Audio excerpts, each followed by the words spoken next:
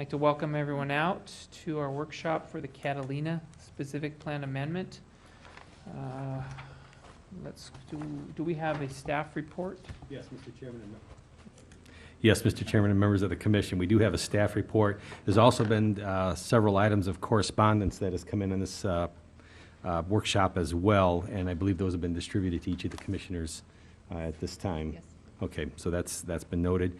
And the project planner on this is Russell Brady, and I would ask Russell to review the project or the proposal with the commission, and the applicant, I believe, is here as well. Yes. Thank you. Russell Brady, presenting on behalf of staff, the Catalina specific plan amendment for public workshop with the Planning Commission. The site is located northerly of Scott Road, southerly of Garbani, easterly of Palomar, and westerly of Haliblian. Here showing the general plan, they're showing the Catalina specific plan designation. To the west, economic development corridor. To the north, 2.1 to 5 residential. To the east, primarily 2-acre minimum residential, as well as some 2.1 to 5 residential. And to the south, 1-acre minimum residential. Just a little bit of background on the Catalina specific plan. It was originally approved by the county back in 2006 for 935 dwelling units, a 12-acre school site, a 14.6-acre park, and 11 acres of drainage area on a total of 158 acres. The residential land uses are separated into medium-high density residential, which is 2 to 5 dwelling units per acre, as well as very high density residential for 18 dwelling units per acre. On the school site, if the school district decides not to develop the 12-acre site, the site is also designated to develop for 144 units at a high-density residential 14 to 20 dwelling units per acre. With that development as residential, the maximum total of dwelling units for the specific plan would go to 1,079. The current amendment to the specific plan proposes to modify the boundaries of plan areas 5, 6, and 10 to realign the existing natural drainage course along the specific plan's westerly boundary.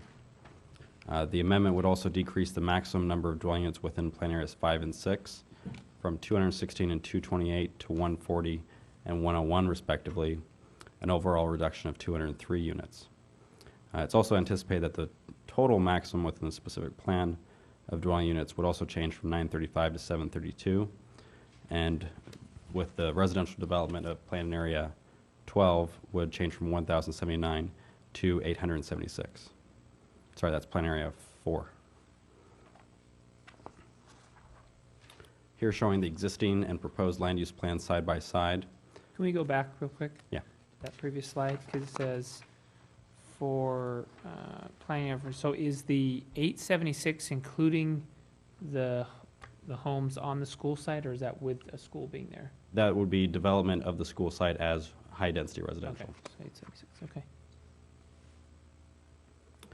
Here showing the existing and proposed land use plan, the realigned drainage, which would follow the westerly boundary of the specific plan.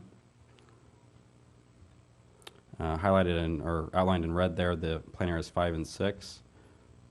Again, the shift in dwelling units count for each of those plan areas, with the overall reduction in 203 units.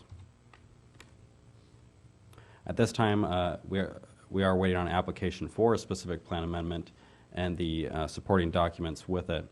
At this time, we've received an application just for the environmental assessment to begin a review of the project in the environmental terms.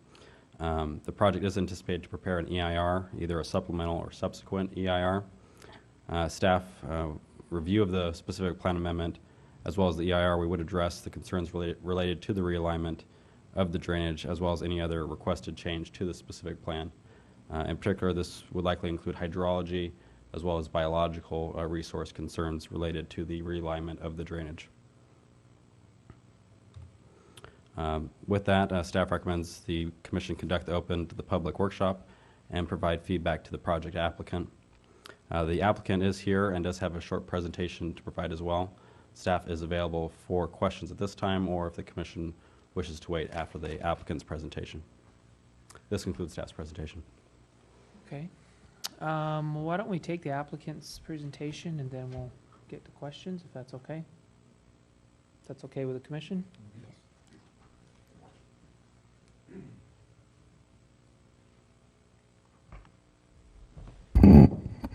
Good evening, Chairman, members of the Commission.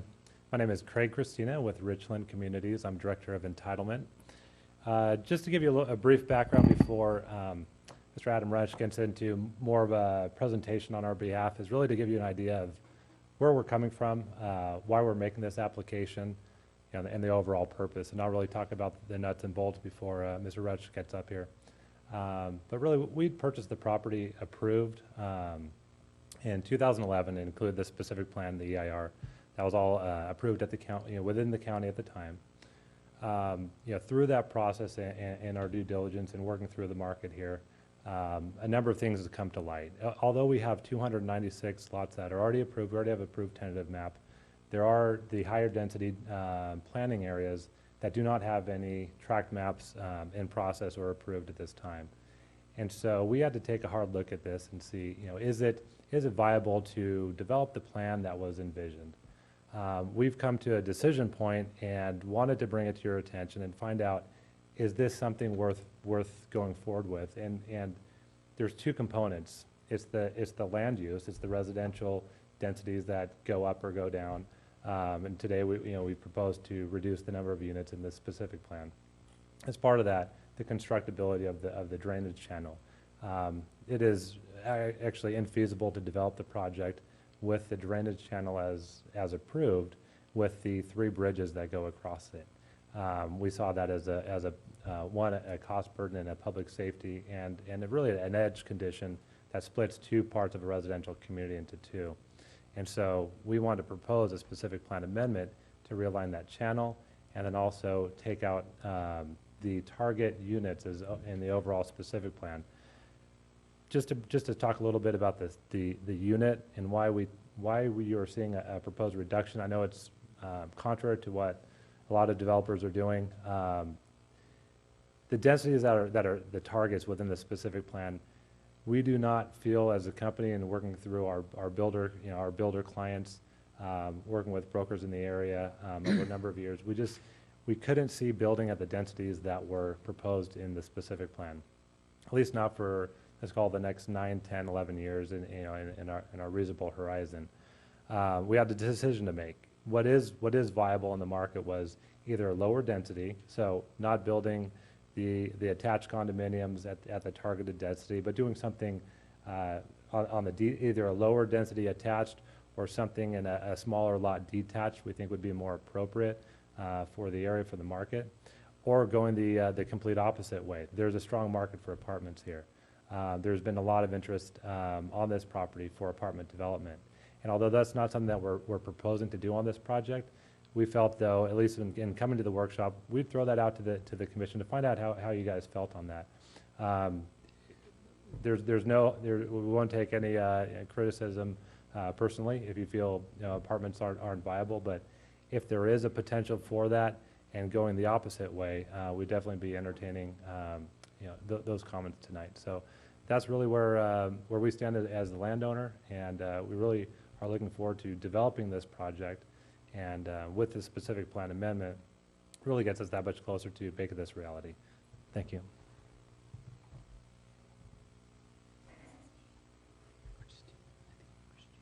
Is your name Craig Christina? No, Hey, Christina, yes. Christina, yeah.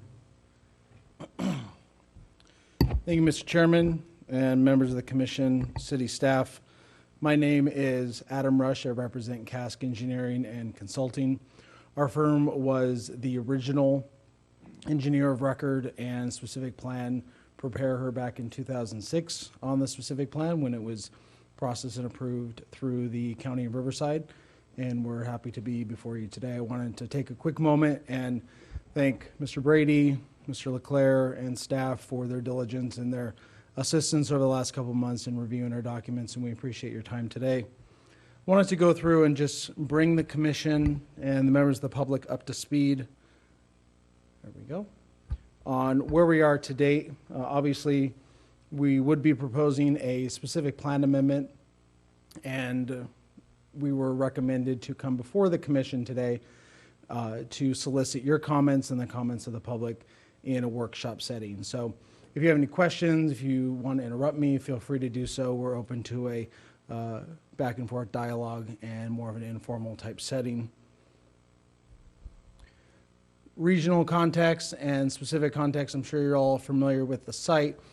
Just for those who have not, we sit at the northeast corner of Scott Road and Interstate 215.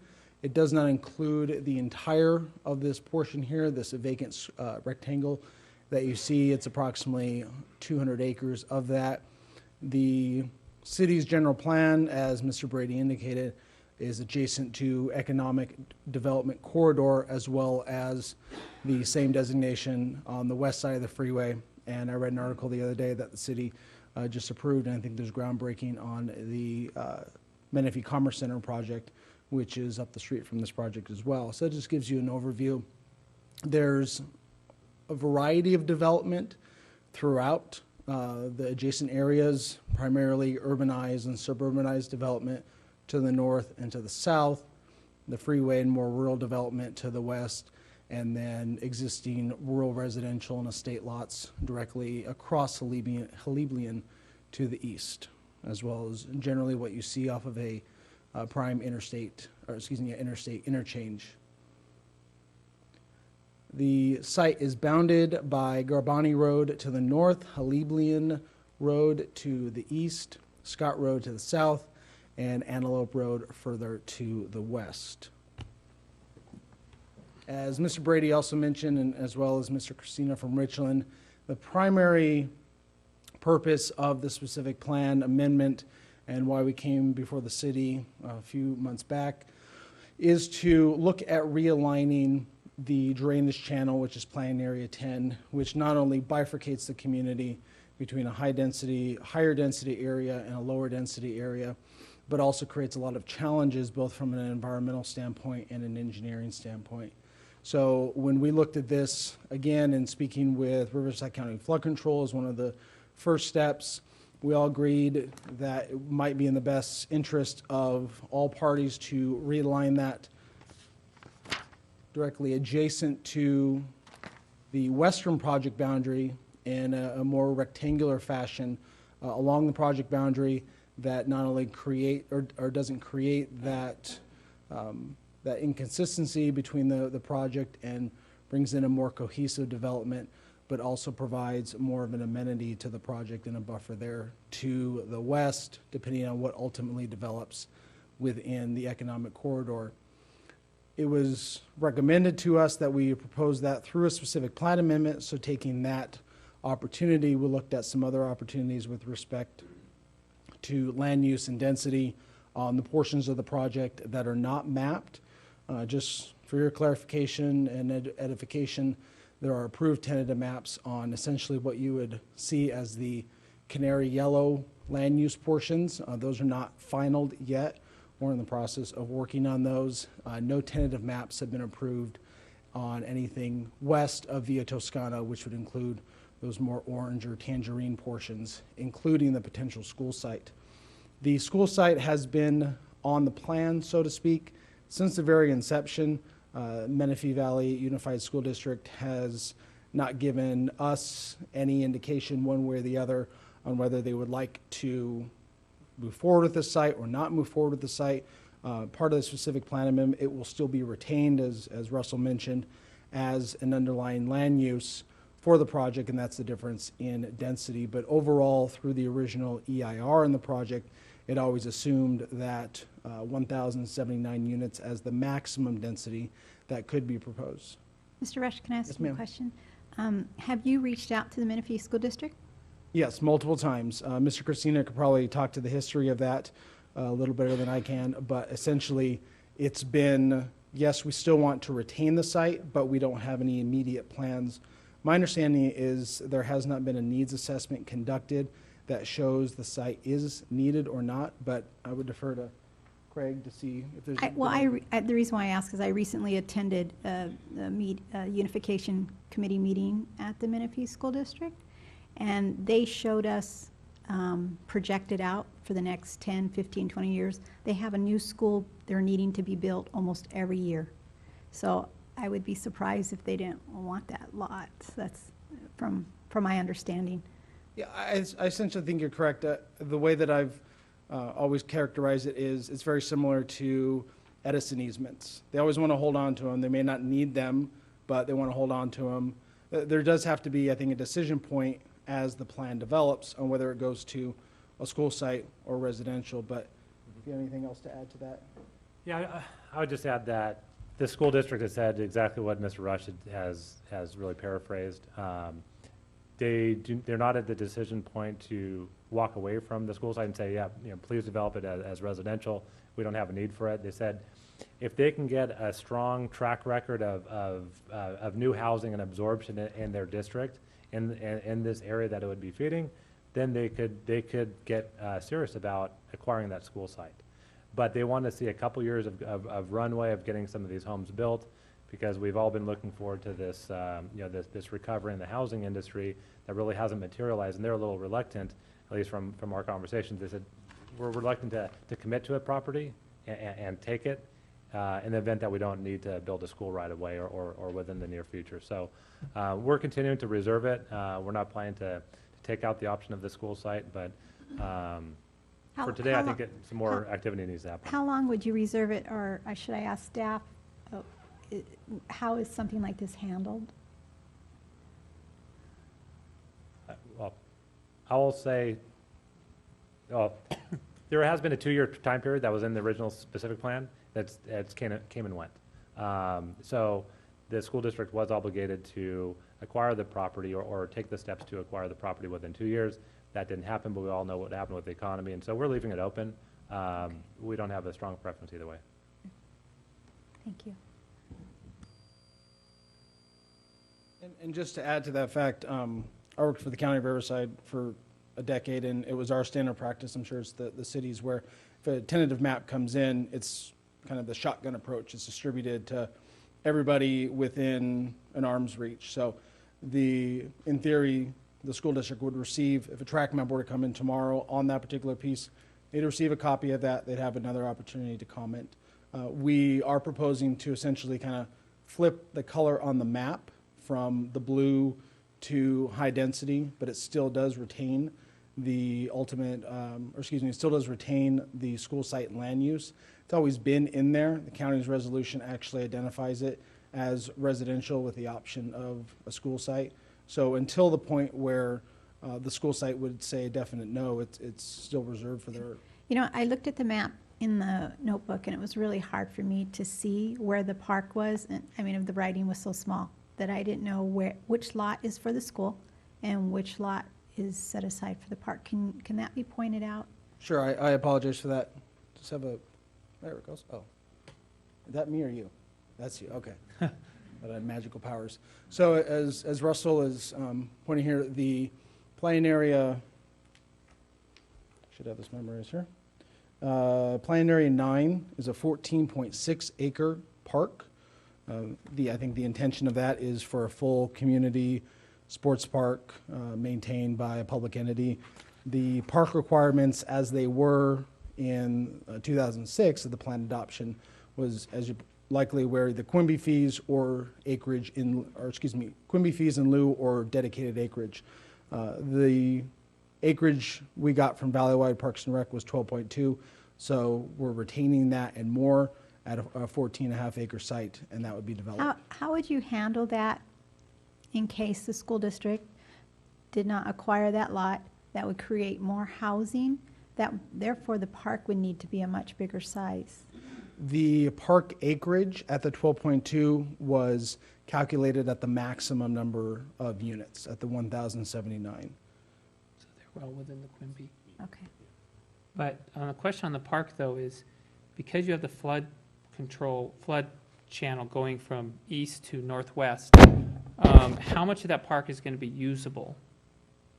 Is 100% of it going to be usable, or is any of it included in some kind of a floodplain? Because a lot of times we'll designate a park and only half of it's really usable. So Yeah. how much, based on your grading plan and all that, or a proposed grading plan? That's a great question. There would be some proposal for some interim detention within portions of that park, but we can say with some confidence that at least 10 acres of that park will be usable 100% of the time. So you're using some of it for flood control, and you're using 10 for the park, which may not, the net usage may not be What I can tell you is what we've identified in the specific plan is, and it's shown, scooch to that table here, real quick.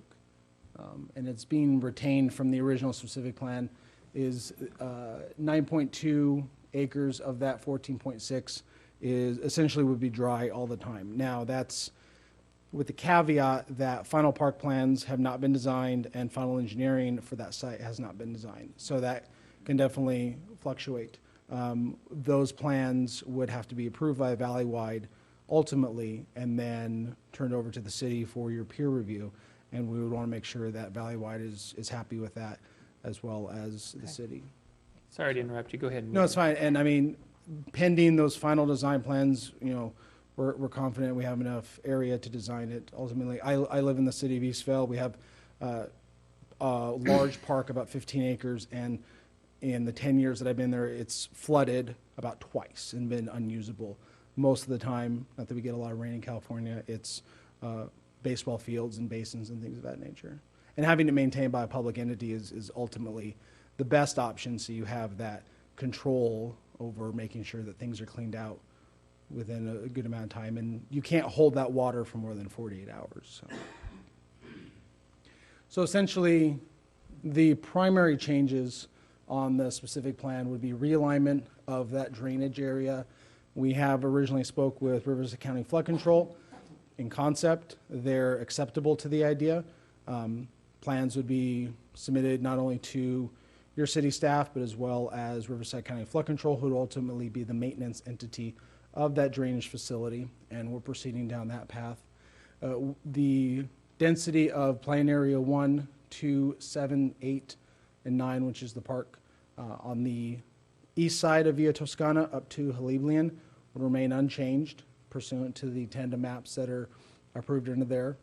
And Plan Areas 3, 4, 5, and 6. Plan Area 4 does include the school site. At this point, would be reduced by a cumulative 203 units within the target density. And that just shows you kind of the overview and the reduction there. Just wanted to point out, here we are on your general plan map. It's a little bit hard to see.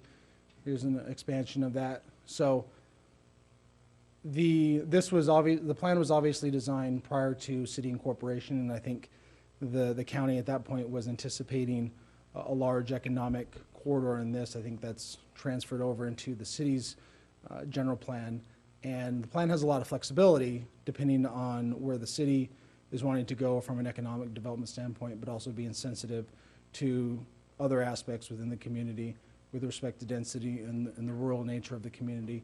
So we are looking for your feedback and direction as to kind of where the best balance is to strike between those two aspects. And that's essentially our presentation. My name and number are here. We're the project representatives. Mr. Christina is here. And we welcome any comments, questions, concerns, trials, tribulations, or anything else you have. Thank you for your time. Does the commission want to go ahead and, You want to go first? Go go ahead. ahead, Earl? Is this, okay. I had a few comments. I visited the site. That's a beautiful stretch of land that you have there. My first comment is sort of like a recommendation.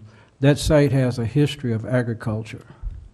And I am wondering whether in your initial studies for that land, if you had entertained the idea of doing a focused environmental assessment to determine if there's any residual contamination primarily oriented toward agricultural activities.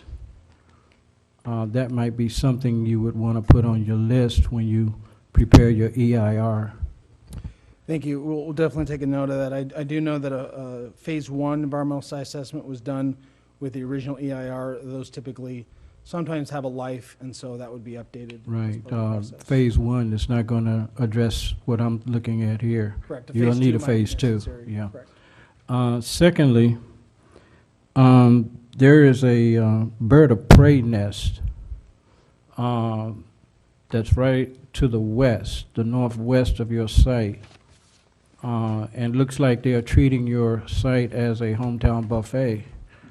That's a huge nest over there, and the birds can be seen out there. And I was wondering whether or not you guys are aware of that there may be a biological concern there as far as impact to wildlife indigenous to this area.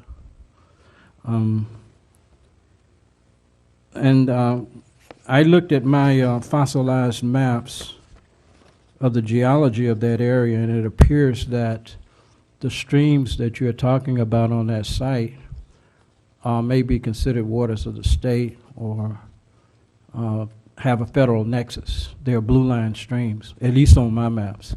And I was wondering whether the flood control district had addressed that, or are they going to come in and smooth that water for you, or you're going to have to deal with that, because that could be a significant wrinkle delaying your project should the feds exercise some kind of hydrologic concern there.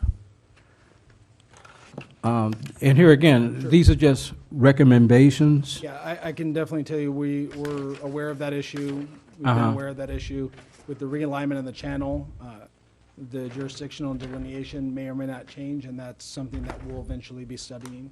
Okay, now, your engineering designs, will they take in consideration, you've got a 30-inch culvert that drains those sites to the north. There's some very high-density neighborhoods there. And over time, you've got quite a bit of runoff that goes right onto your site on the northern side. And that's about maybe 20 or 30 feet from, how do you pronounce that? Halibrain or whatever? My current information is Haliblian. Halibian, okay. I looked at that and I that's what I just, received from Mr. Bill Zedlick a long time Okay. ago. So taking it for, that, I think that's going to be, engineering, that's going to be a real challenge because it has been allowed to evolve over time. And so you've got, doing any kind of a rain event or runoff event, that area's got, that whole area there for at least 300 or 400 yards is really underwater. It's swampy over there right now, and we haven't had rain in a week. So, and that was it. As far as my initial concerns, I did really like the idea of reducing the density in that area. My first thought when I was standing there looking at that site, I said if he could put in some very large lots, rural estate, you probably would have sold them before you even get the ground turned, because that is really a primo area for preserving the city's rural atmosphere. And I was thinking that would you entertain or be open to the idea of putting in some maybe 10,000, 20,000 square foot lots, primarily for the upscale folks who are going to be looking at that area because of the access to the freeway. The environment is still decidedly rural.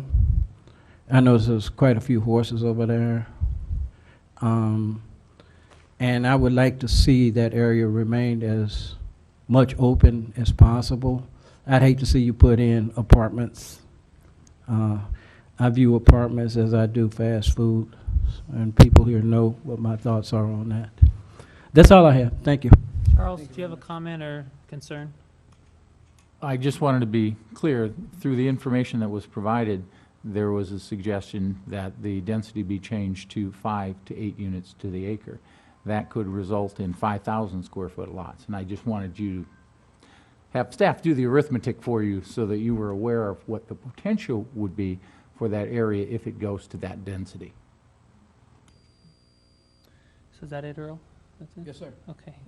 Commissioner Carlin?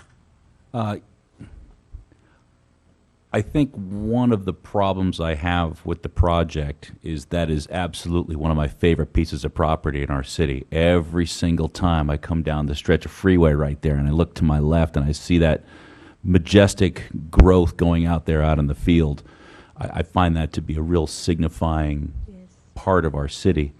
And I know you haven't been here. I've been here for a short time, but one thing that I hope I've made clear in all of my presentations that I would like to preserve as much of the natural growth, as limited as it is, especially something that mature in that area. If Russell, could we put up the aerial view that's got the red rectangle on it? It's a photo.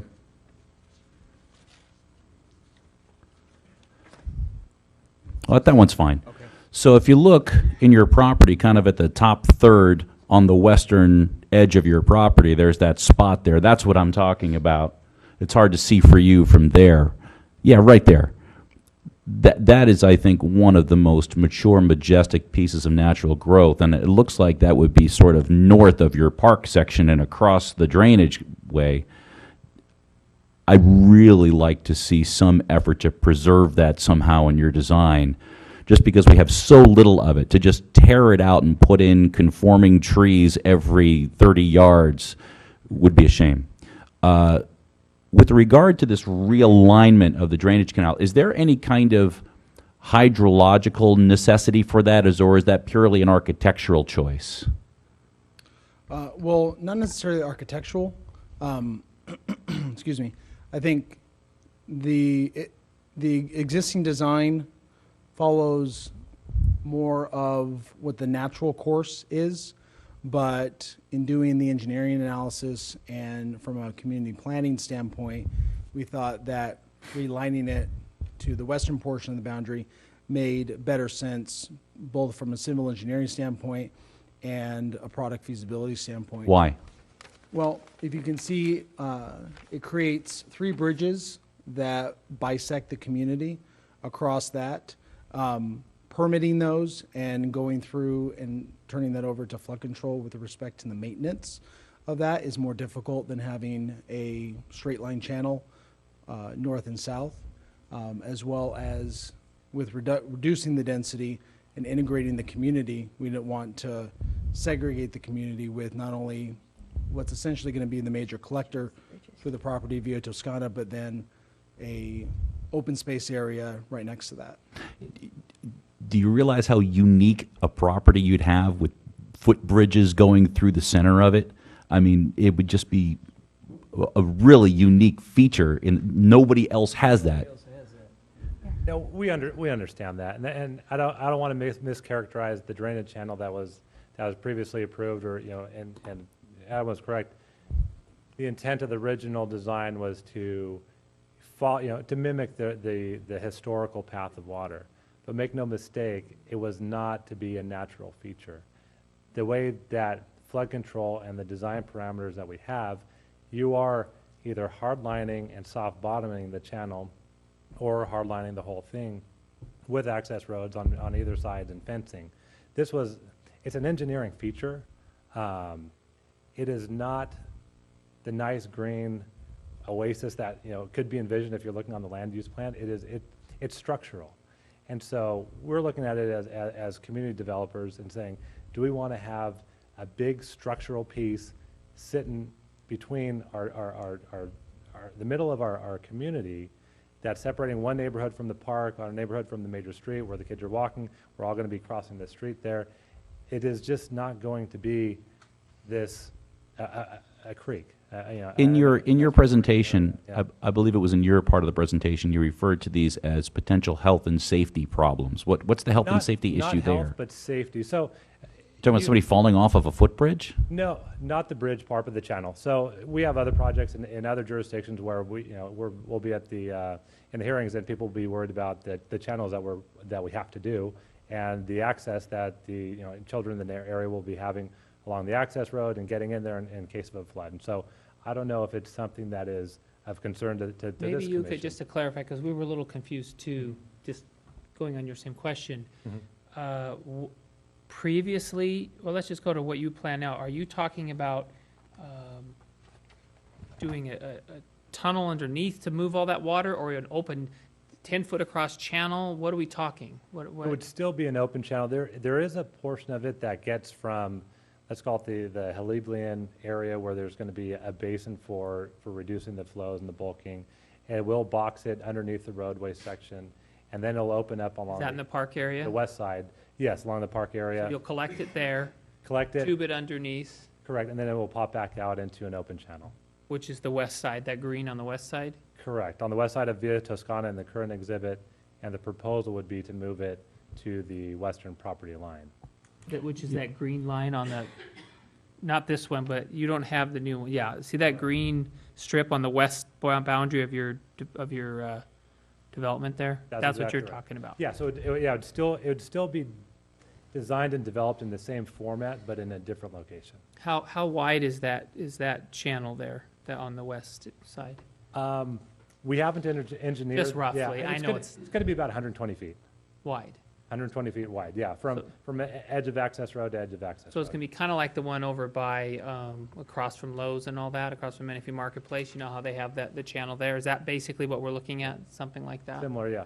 Okay. So access roads, fencing, soft bottom though. That's, originally I believe it was envisioned to have a hard bottom on it, but it's not going to be proposed, at least from us, and I know flood control is accepting now of soft bottom channels. It does more for hydrology and perking the water back into the ground. Okay. Go ahead, Commissioner Yeah. Carwin. Oh. I'm sorry, to your question, that didn't want to take your. Yes, I was just wanting to make one other comment. The lowest point on that site is not where you have the green markings for your park. It's actually a little bit north of there. You can tell because of the standing water there that drains not only from the east, but from the high-density developments to the north.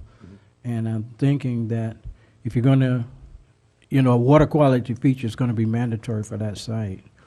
And I was just wondering, have you considered that? Because this park area is at a higher point on the site.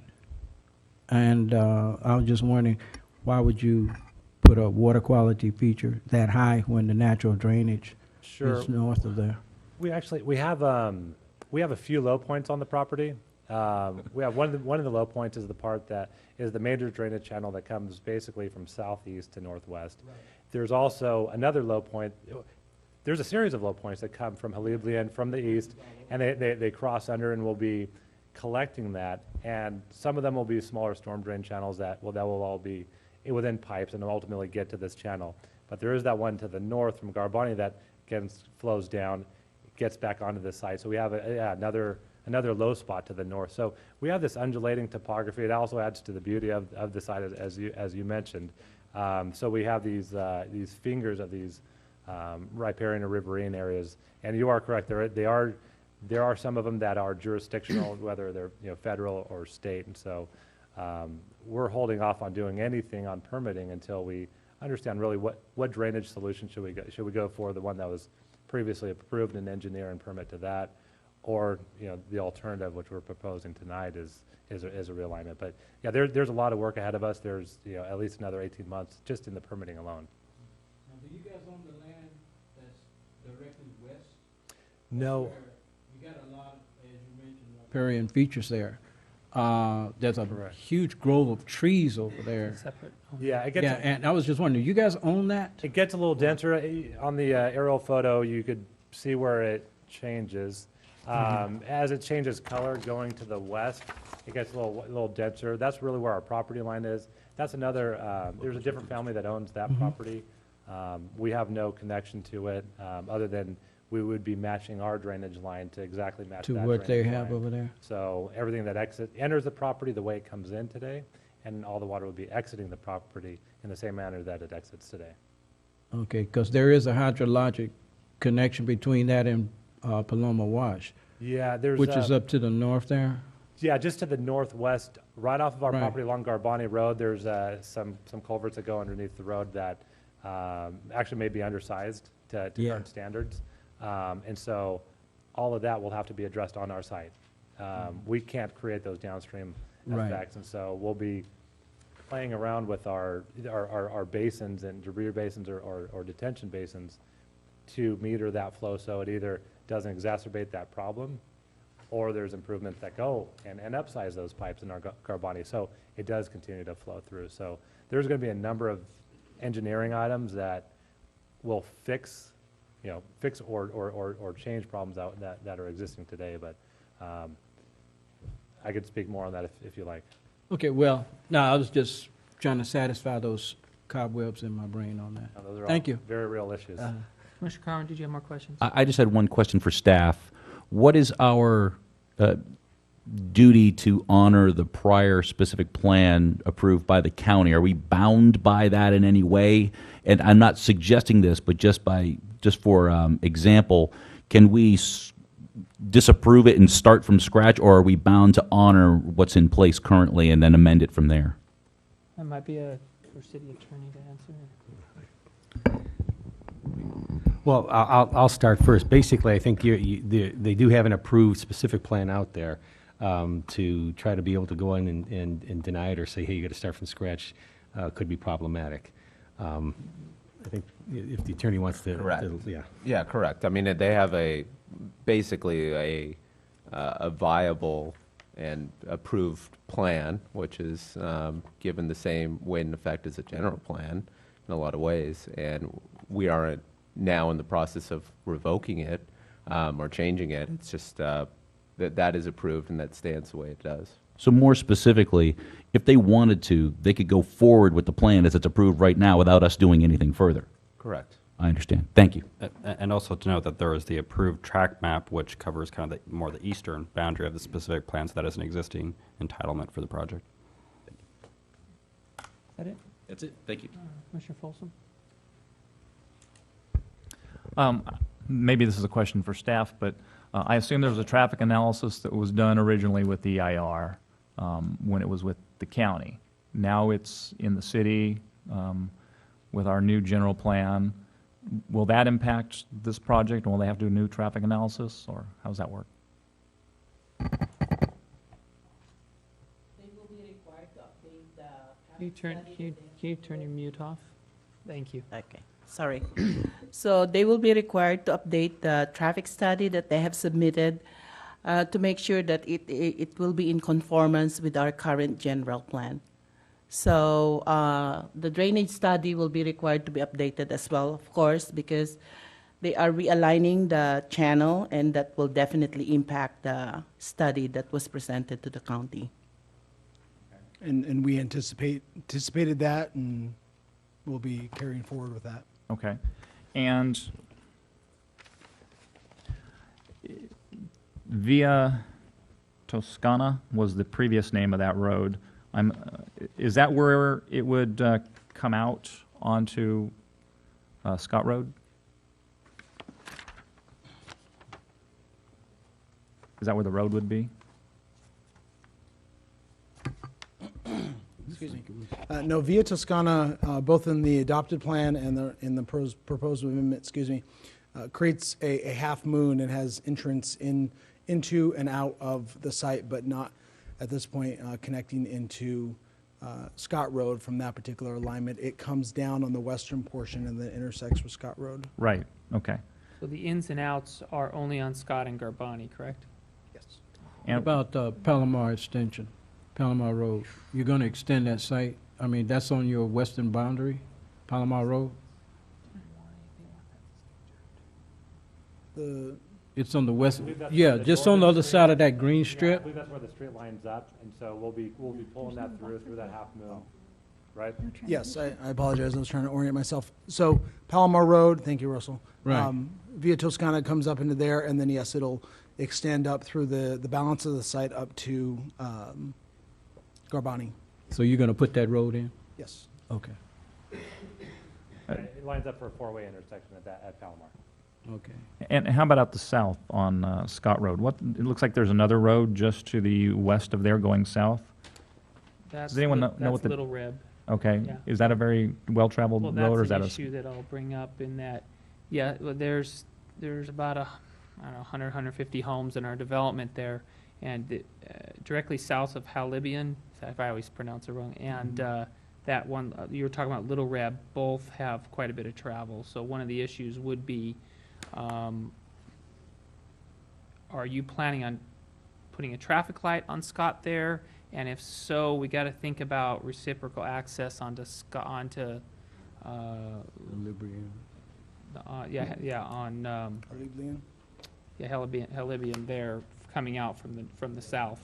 The problem is you pull out there, and I think this is what you were talking about. Right now, you almost get killed every time you pull out, because I live there. Okay? And you, literally, my wife and I argue over, are we going to go to Little Reb, or are we going to go farther, our street? So if we're going to put that in there, one thing that I would ask you to consider is, instead of coming down via Toscana, coming down in between those two streets, maybe have the entrance near Helibian, because then it could coordinate with the cross traffic there. So, and then the light would serve a dual purpose. Sure. Is that kind of what you were talking about? Yeah, yeah. And from our standpoint, we hadn't contemplated that. We were just going along with the existing Yeah. alignments, which doesn't align with any street to the south. So it's basically a T intersection. There's a dozen or so off-site traffic improvements that were identified originally, including a number of traffic improvements along Scott Road, Garbani, and even the lanes along the Scott and 215 interchange. So the short answer is there would be a signal at that, but it would be a T intersection. If it was to line up with an access to Haliblian or any other street via the adjoining property to the west, that could work physically. We just know there's political resistance to going. Well, yeah, this kind of has to be a standalone at this point, because we don't know how long the property to the west will be till development and such. Yeah, exactly. So, Yes. so go ahead, Commissioner Folsom, continue with any questions you had. Are there any issues with moving the drainage, I'll call it a ditch, but the drainage ditch to the west with the adjoining property? Does that cause any issues to them? With the adjoining property owner, or from an engineering standpoint? Engineering standpoint. Engineering standpoint. Most of the property will be, or most of the drainage will be kept on site. Depending on the ultimate design, there may or may not be a few off-site portions that need to be either acquired or agreed to, and that would be in the works. I would think that you'd have some drainage coming off of their property into that. Correct. You want to speak to that further? Yeah, I'd say, since we were under final engineering on all of our improvement plan categories except for drainage until we work this one out. But our primary stance on the way that we tackle drainage on any project is do everything that we can within our control. We would not be proposing to outlet any water onto their property, and so therefore need any kind of easements. We would be accepting any of their drainage that comes to us, but what we would not be proposing offsite grading to accommodate our drainage plan, offsite drainage improvements on their property just to accommodate ourselves. We would keep all of our proposed improvements to be within our property lines, unless there's some kind of extraordinary circumstance that we get to that we would have to look for permission from the adjoining property owner. One of them, if we wanted to take that street through their property and connect with that existing T intersection to the west, that's something that we would be supportive of looking into, but it's something that we wouldn't be proposing ourselves just because we respect the property owner rights. And can you talk about any improvements that you might have on Halibrian? Sure. I thought I heard Adam? someone talk about trails or something. Correct. The ultimate improvement scenario with Haliblian does have a history. Originally, with the conditions of approval that were recommended by the County Transportation Department, those full improvements. Through the public hearing process, those were negotiated down to accommodate the property owners to the east. And so there will be a trail in lieu of a sidewalk. We're honoring the conditions of approval that are in place from the county with respect to the aesthetic design of that. There will not be full width improvements on both sides. We're not doing curb and gutter and sidewalk on the eastern portion of that. So essentially there will be a trail along Haliblian, and we understand that we received correspondence from County Trails Commissioner for this area, and we understand that. It's at this point what's now being called the county's rural design standard. for that, and that was based upon the conditions of approval and the negotiation under the county's approval for a rural type of interface to the ranch properties and the estate properties to the east.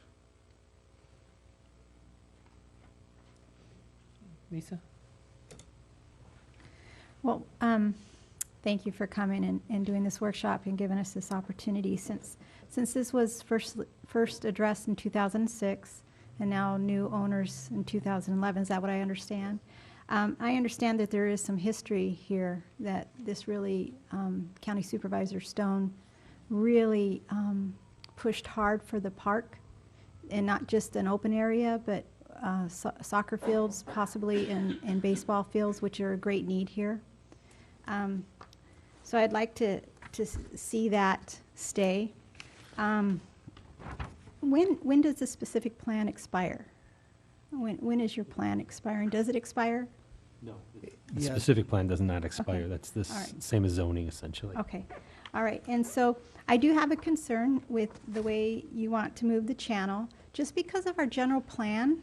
In our general plan, it says that under HE 1.7, community character, protect the character of the community by preserving the unique rivers, landscape, natural features, and community features that distinguish Menifee from other cities in the region. So that's, that blue line, or the Paloma Wash, is that the Paloma Wash? Is that what it's called there?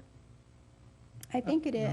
Palm wash doesn't happen until Okay. north of that. All right, Paloma so Wash is if- actually If west. that natural water flow, whatever it's called there, it's a natural water flow, it'd be nice to enhance that and make that part of your plans. I mean, personally, because that's in our general plan. Also, one thing, I like the idea that you're wanting to minimize house sizing, lower the density. Also in our general plan, it talks about a diverse housing stock that offers a full range of housing opportunities for Menifee residents and supports the local economy. We hear a lot that apartments, not so, especially with this rural area, we're supposed to look at a buffer. And so that, when I looked at this, I was like, what happened to the buffer here? If you look at it from the west, yeah, maybe economic development, but from the east, you got 1.5, 2 acre, 2.5 acre, 1 acre lots. I'm like, where's the buffer? All of a sudden, in their front yard, they're gonna have apartments or housing lots that are 5,000 square foot. So I hope that you'll be sensitive to that. And we have heard from you that the residents didn't want that road improved. 2006 was a lot of years ago. I would like to see you go back and talk to them again and just double check on that and see if that dirt road, I drove out there too. Yeah. And it's a pretty bad dirt road. It's a lot of dips and a lot of holes. In fact, when I was driving on it, a young man was coming towards me in a pickup truck, going as fast as he could and going back and forth. And he came pretty close, and I was just sitting there. I kind of stopped. But there's a little concern there with being so rural, dirt road, and all of a sudden residents. So that I would like you to maybe relook at that, if possibly. And then let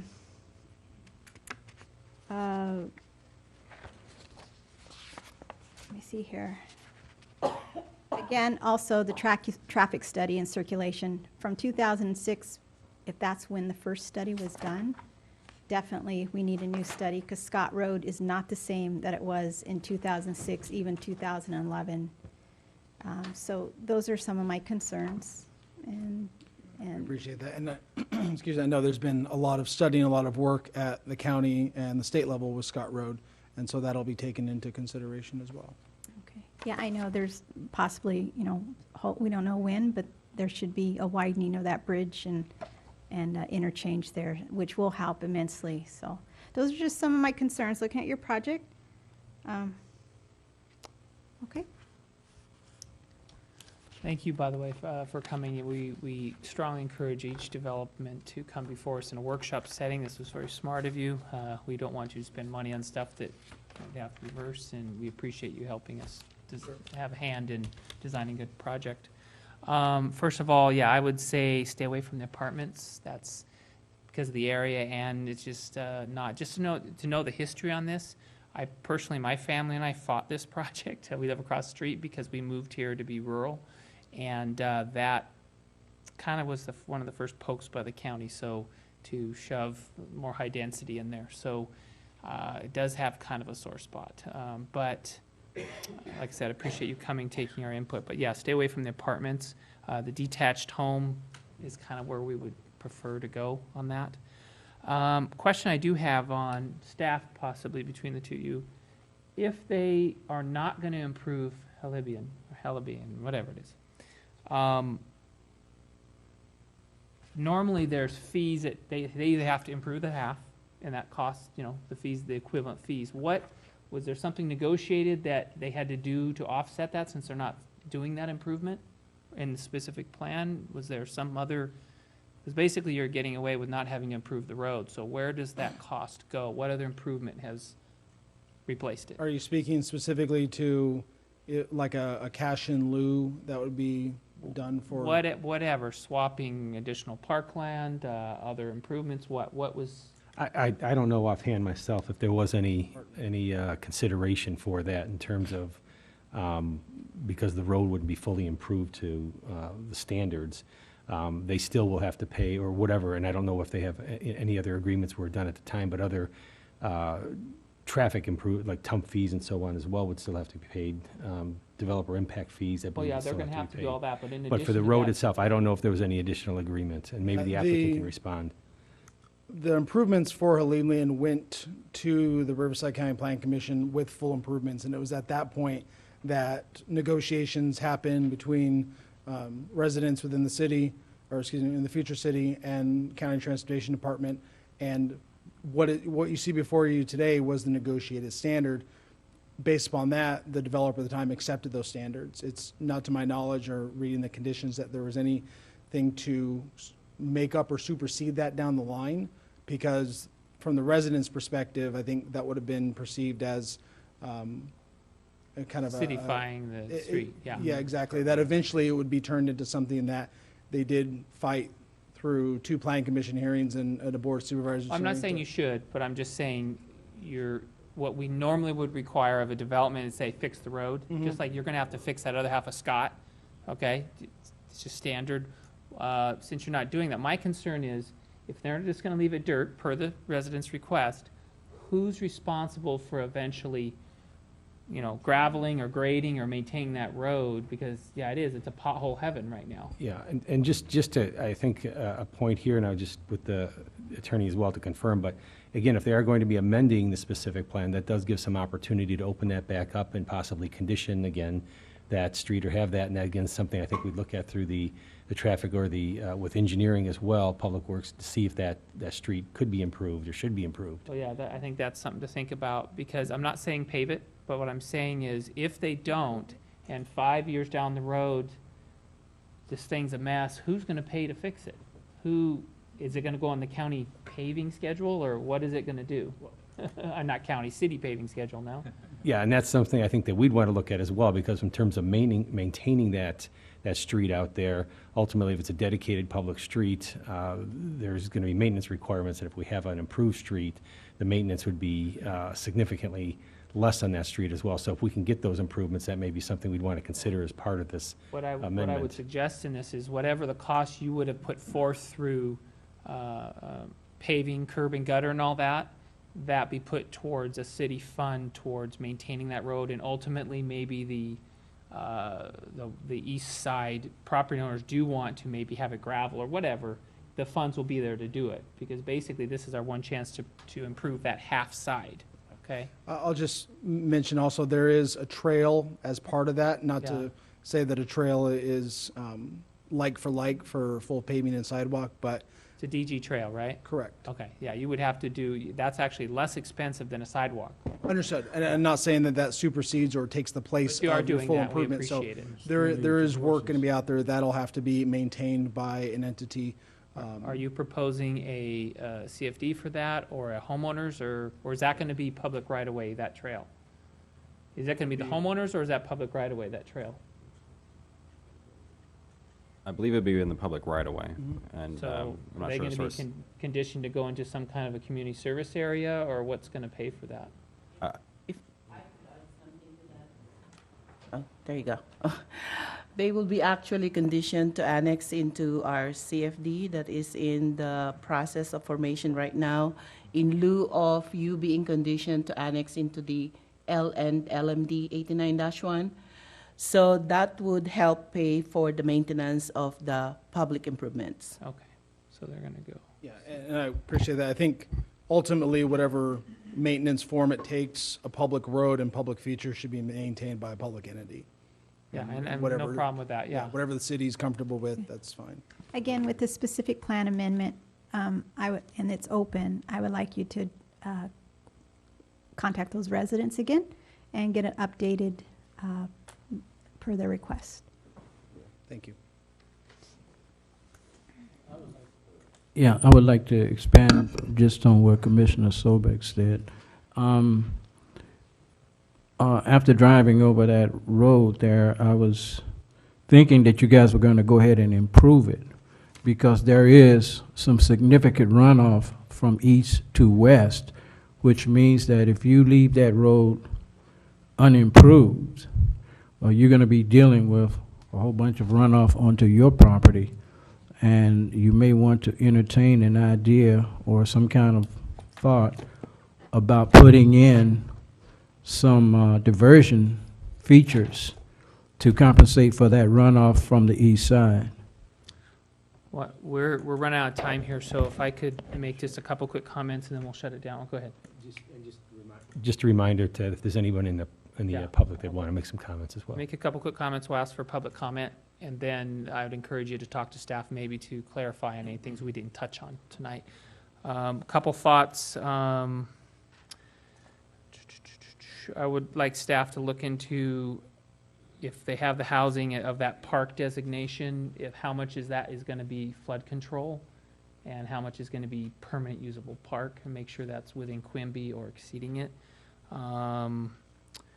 I would like to talk about the school site being a condition of an option for the schools, set that back up for 2 to 5 years, whatever it'll take for development to come to let them consider it. We need to extend that, the school site option. And then I'd like you to consider moving your entrance on Safa Scott to line up with Bellamy and Halibian, because we could synchronize the entrance and exit. Frankly, it's a safety issue. We're already it's people taking our lives when we go on Scott every time. So really, that should be considered. Reciprocal access and signalization on Halibian and Bellamy. Just so you know, as far as Commissioner Carwin's comments about the tree, tonight we're going to talk about a tree preservation ordinance, so you might want to be aware of that. That may affect how you lay out your development. There's not a whole lot of trees in your part, but there is one there, which this might affect that. And if I could have staff talk about a condition of, if they're not going to improve the road, putting it in some kind of fund, the equivalent fees that would have costed on those road improvements and curb and gutter into some kind of fund for maintaining the dirt road there, and also talk to the residents whether they want it improved or not. One other item really quick. I guess that's it. As we appreciate you lowering the density on those, and if you could consider actually even a slighter lower density, it would really be a big issue. The gal sitting right behind you she lives in our development, and again, this was a thing that the county shoved down our throats, and there's a lot of bile sitting right here for this project, so any lower densities, and I know you've got fiscal constraints with improvements and things, would be appreciated. So if there's no other important comments by any commissioners, we'll close this. Go ahead. Oh, before, unless you need to close, I just want to ask if I can just summarize quickly and see if that's, if you guys are hearing, or if I'm hearing Sure, what's right. sure.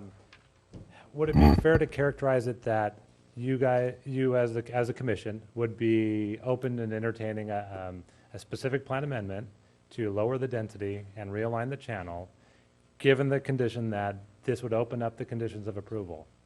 We'd be talking about drilling down the details of park usability, just nailing down the school, really the school and the commitment and conditions on that, addressing Haliblian Road, whether or not it does need to be fully improved, an in lieu fee, some kind of maintenance, other traffic improvements, including connecting to either lining up intersection with Haliblian or Bellamy, tree preservation or other natural environmental preservation, and lower density, and solidifying what the definition of lower density is. Is that a fair characterization of what you guys would be looking High for to points, entertain? that's, did they miss anything, Commissioners? Anything else that you? Need an environmental assessment. Yeah, he's saying environmental assessment. Is that required at this point? I don't think it is it, since we're lowering density, right? Prior to development, all that is required and to have complete clearance from DTSC. Okay. There is a, speaking of that, you brought up the issue, there was a big issue about sludge, and the city went through a lot of work, despite what some residents say, as far as testing of lots. Now, was this approved before we required the Phase 1 and potentially Phase 2 testing? Was that ever done on this? Do we know? They said Phase 1 was done. Phase 1 was done? Yeah, Phase 1 was done originally. We had done a Phase 1 done in 2011 when we purchased the property. Oh, you did They do only one have in a shelf life of 6 2011. months, and the ASTM standard's always changing. So again, we'd always do it before any real work starts. You would build a lot of public goodwill if you considered a Phase 2. Now, I know how Phase 1 and 2 works. If Phase 1 does not implicate anything, you don't go to Phase 2. However, there is a huge issue in this city about that. You would build a lot of goodwill towards doing that. Just a thought. And I believe the ASTM standards just were updated as of the first of the year as well, so. Okay, so you're going to look at it anyway. You will be wanting to look at, in your Phase 2, a focused environmental assessment primarily oriented to the soil conditions. And this is as a result because that area historically has been agricultural. And you're going to need to find out what the fate and transport of all of the deposition of all of the stuff on that property back then. You'll need to find that out, and as the chair just mentioned, you'll build a whole lot of goodwill once you do that. But it's cheaper to do a focused EA rather than a full-blown, so you may want to entertain that too. That's why I said make it focused, and your consultant will know exactly what I'm talking about. Anything else? Okay, we'll go ahead and open it up to public comment. Do we have public speakers? I don't have any public commenters. If anybody wishes to speak on this item, please stand and, Go ahead and speak, and then after, fill out a form. okay. You have 3 minutes. Excuse me, sorry. Make sure you fill a form out for the clerk after. I sure will. Thank you. My name is Susan Rude, and I want to thank our Planning Commission. I have not been to one of these, and I did have some concerns when I saw this in the paper because, as Mr. Thomas, I do live in the J-Bar area, and we do have some concerns. But I just I feel very assured after listening to your questions and the seeking answers that you're doing, and it sounds like a beautiful development. And Mrs. Sobek, I love the comments too with the park and the things that we need to watch for and be careful with. My big thing is the soil, and as you said, Mr. Phillips and everybody, the soil concerns me because we know they dumped, and so that's all I'll say about that. I do teach here in the district too, and I'm sure you gentlemen have talked to the district, but we have Freedom Crest and Cali Kirkpatrick and Oak Meadows, and I can tell you they are all impacted. We are loaded to the gills with kids. I certainly pray that Menifee will take you up on that. I'm certain that they will. I have not heard, though, we haven't said anything, and I attend the board meetings of when this would be built, but as you said, we need a school about every year. So I know we've been a little consumed with our Common Core this year, so I hope they'll check into that. But I think that was about it. I just, I really enjoyed this. I enjoyed your questions and your comments. Like I said, I've never sat in on one of these, and I pray that it won't be too congested. That concerns me a little bit, because I do believe, don't we still have Walmart coming in across the way? And even just getting off the freeway tonight, we were backed up, clear down the freeway trying to get off on Scott Road. So the thoughts of 1,000 and some more homes going in there and trying to get down Scott Road just, boggles my mind. But anyway, we'll just look forward with great anticipation and see what happens with it. Thank you. Okay, there's no other public speakers. Anyone like to speak? Then we'll go ahead and close the workshop at 7:10. Do we want to take a 5-minute break, or does anyone need a? Can we? Yeah, we got a 5-minute break, and we'll re-adjourn at 7. Okay, let's go ahead and get started with the Planning Commission meeting here. Find my little notes up the front here. Let's call this to order at 7:17. We'll take a roll call, Jen. Yes. Commissioner Folsom. Here. Commissioner Carwin. Here. Commissioner Phillips. Here. Vice Chair Sobek. Here? Chair Thomas. Here. Let's go ahead and stand for the flag salute. Commissioner Folsom, would you mind leading us in the flag salute?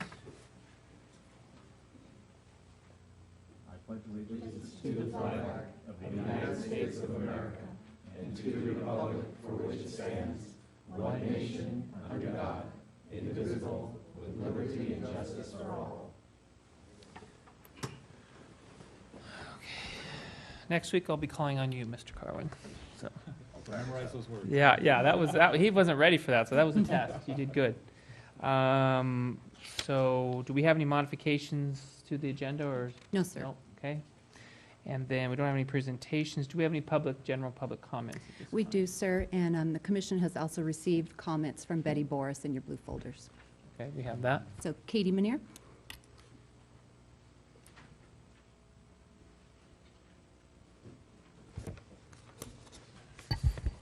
Well, of course, tonight's my usual topic, and I'm going to start with Mr. Carwin. I'm going to ask if you have asked for those documents like I've asked you at the last meeting to do. They're at the county. I've come with documentation, meeting after meeting after meeting. I've come to the city council meetings, meeting after meeting, asking for the documents. I've brought documents. Nobody has ever asked for a document I have saying what all's gone on down here. I'm wondering if you have asked for those. I think you have an obligation. When you took this office, you swore on the Bible to uphold the Constitution of the city, the state, the whatever Constitution there was. You put your hand on a Bible, and yet we can't even rely on you to get facts and to get what you need.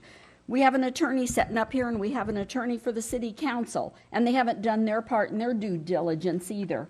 You have a responsibility to the people of this city to ask for those documents. They're at the county. Shouldn't be that hard for you to get them. We've requested them over and over, and it's fallen on deaf ears again, just like here.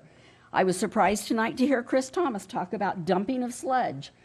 It's been in the paper. I can send you articles. I can inundate your mailbox with articles. Nobody wants to see them. When I'm here and I have documents, nobody has asked for them. Does anybody care? Now we're going to build a new housing project and put a school in there.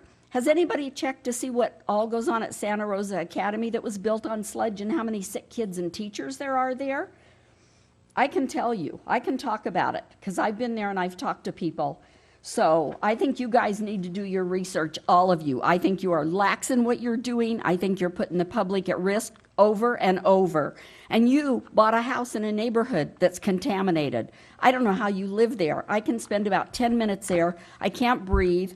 My mouth tastes like metal for some reason. Whatever is in the soil and in the chemicals, you've got Salt Creek that runs through there. That comes from up in Hemet, comes from all the fields, all the agriculture, and that's never been tested, and everybody knows that's contaminated as well as Canyon Lake. I've talked to people, let their kids swim in Canyon Lake. Once they swim in there, they're sick. They have all kinds of problems. They have skin rashes. They have all kinds of problems after they've been swimming in that lake, and yet they keep letting their kids swim in that lake. And I don't know how stupid any of you are, but if I had a kid that was swimming in a lake and was sick every time they got in there, I wouldn't let them in there myself. So just something to think about, and I'm still waiting on those documents. So when you have them, you contact me, because I want to see what you have. No further speakers on this item. Okay, thank you. We now move on to approval of the minutes. Do we have any changes or edits? And if not, do we have a motion to approve the minutes of February 11th? I move we approve the minutes of February 11th. Do we have a second? Second. Okay, all in favor? Aye. Aye, okay.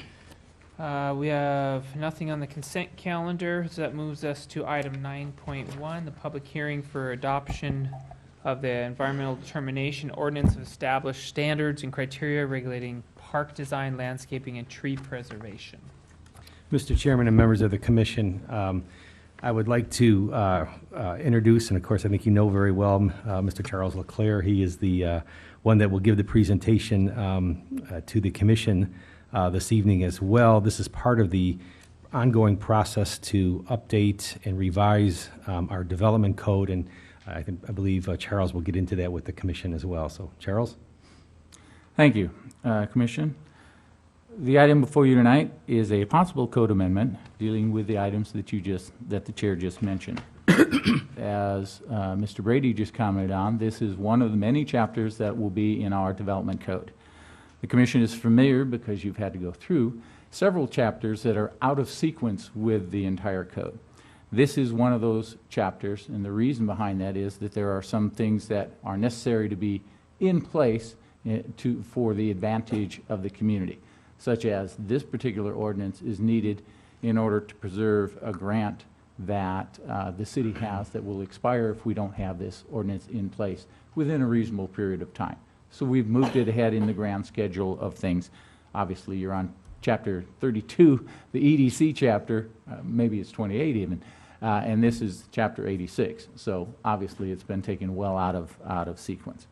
What you have in front of you tonight is a request for a code amendment that would put in chapter 86 dealing with the park design, the landscape maintenance, and tree preservation. This is proposed to be broken up into three parts, three commission resolutions.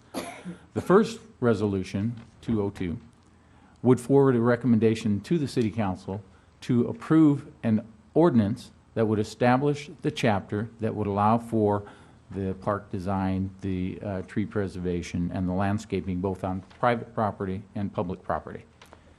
The second two resolutions of the Commission, 203 and 204, would be adopting the guidelines that would be referenced in that ordinance to implement in specific detail what park designs must be like, what landscaping plans must look like, what the details of those landscaping potentials would be, the process to go through for reviewing those plans, the consequences for not putting in the landscaping, the consequences of the requirements to maintain landscaping both on public property and private property, including parks and open spaces and so forth.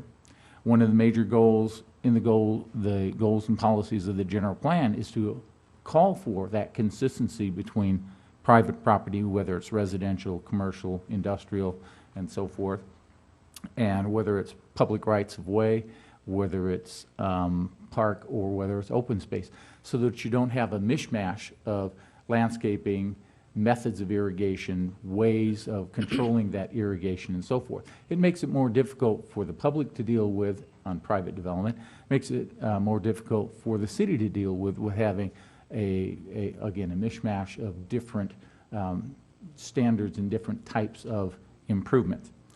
So again, what you have in front of you is a code amendment that creates a chapter, and I'll go through the details of that in a moment, and resolutions that would adopt standards for landscaping and standards for guidelines for landscaping and guidelines for Parks and Rec design.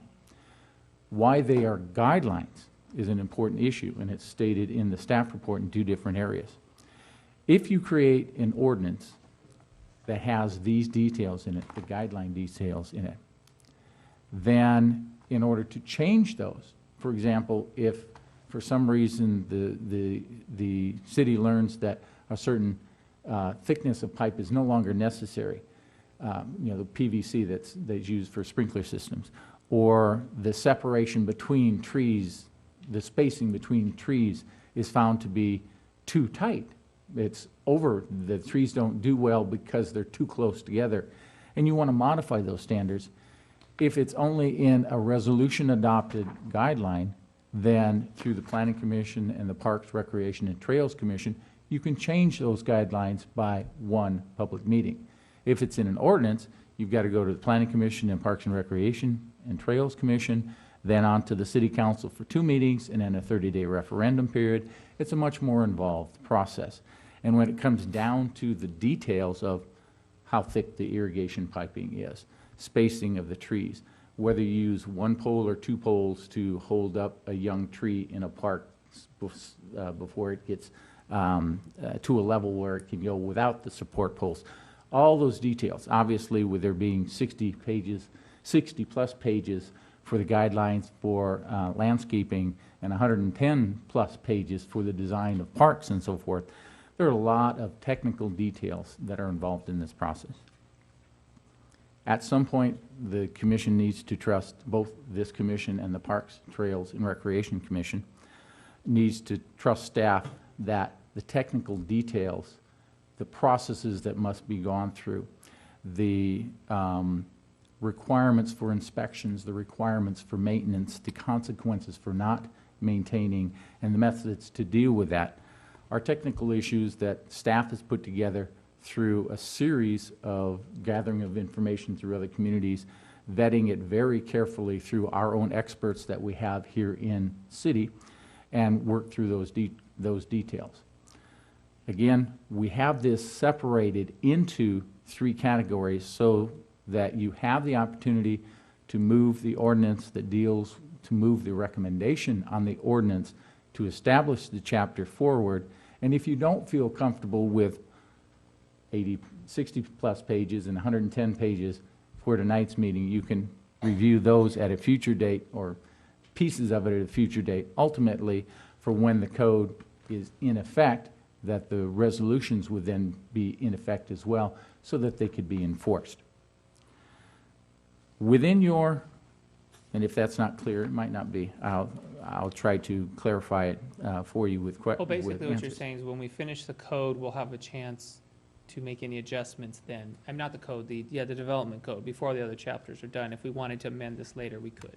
What I'm saying is, staff has separated this for you so that you could move the recommendation on the ordinance establishing the chapter forward to the council, and give you more time than just tonight to look at the guidelines and discuss the guidelines with staff, either at public hearings or coming to City Hall, so that you have a comfort level that you could eventually adopt those guidelines and therefore make them implementable by the chapter of the code that the council would consider and ultimately, hopefully, approve.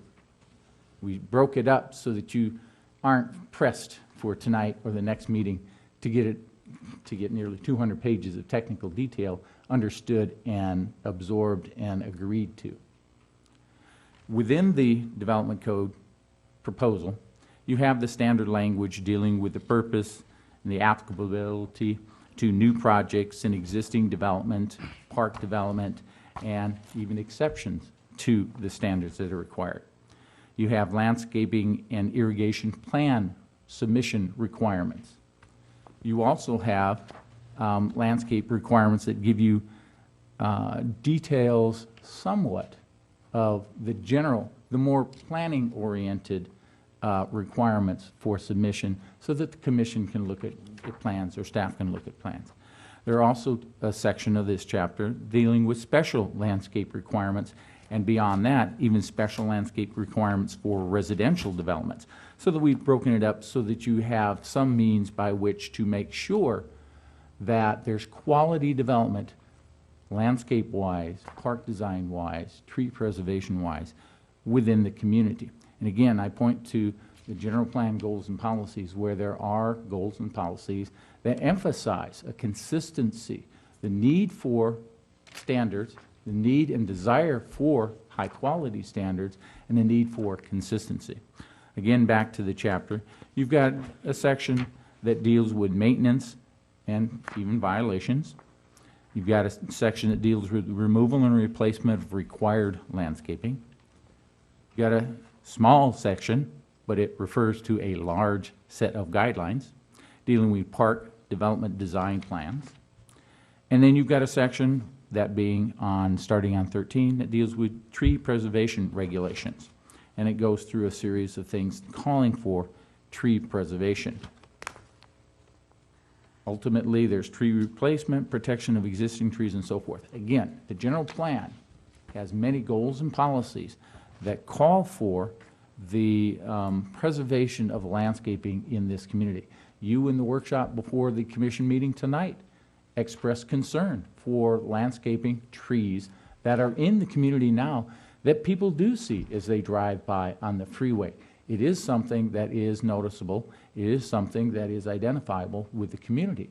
This ordinance and ultimately the guidelines give a means to the city staff and information to people that want to develop in this community what the requirements are going to be for landscaping, for tree preservation, for when we say, as Commissioner Sobek asked for, a nice park. What does that mean? Well, now we have 110 plus pages of guidelines that tell them what a nice park is as far as we're concerned. And they'll know up front, and they can make an educated decision as to whether or not they want to pursue development in our community or not. And that gives them the opportunity in writing to understand and do just that. I've mentioned several times the general plan. All development codes require that they be consistent with the general plan goals and policies. Within your staff report, beginning on page 19, staff lists 2.5 pages of goals and policies that are within the current general plan goals and policies. There are more goals and policies that point to landscaping issues, park issues, than any other issue raised by the goals and policies of the general plan. We listed them all for you so that, because staff feels they're all germane, if commission members feel that certain ones don't apply because it's stretching it a bit, you can strike them if you want. But in staff's opinion, you've got 2.5 pages of goals and policies that indicate that what is being proposed here is something that the community wanted when it accepted and adopted the general plan that we now have. Staff also makes a comment at the end of the list of goals and policies as to how staff believes that the goals and policies are being met by the proposed ordinance and the guidelines that are being reviewed by the commission tonight. That statement is included within the Planning Commission draft resolution. Again, it will become your statement to the council as to how you believe this ordinance would enact the goals and policies of the currently adopted general plan. In addition, as with all ordinances, you have to go through an environmental review. What you have in front of you now is an ordinance and guidelines that implement the general plan as it was adopted. Therefore, it's a subset of that general plan, and the environmental document that was created, the environmental impact report that was created, reviewed, and adopted for that general plan is what would support this document. So no further environmental review is necessary beyond that general plan environmental impact report. I do mention to you that you have 3 separate resolutions. The first one we ask that you consider tonight, and it would forward a recommendation to the City Council to create and adopt a Chapter 9.86 with the title that I've said several times, and that it would give all the necessary supporting information for that recommendation. With you is also a Resolution 203 and a Resolution number 204 that deal with the 2 sets of guidelines. We hope that you're comfortable enough with whatever questions you have tonight, whatever answers you may get tonight, that you would be able to feel secure in either adopting those resolutions or indicating that they will be adopted by the commission in the future when the ordinance is in effect, so that the staff can implement the guidelines as they're proposed here.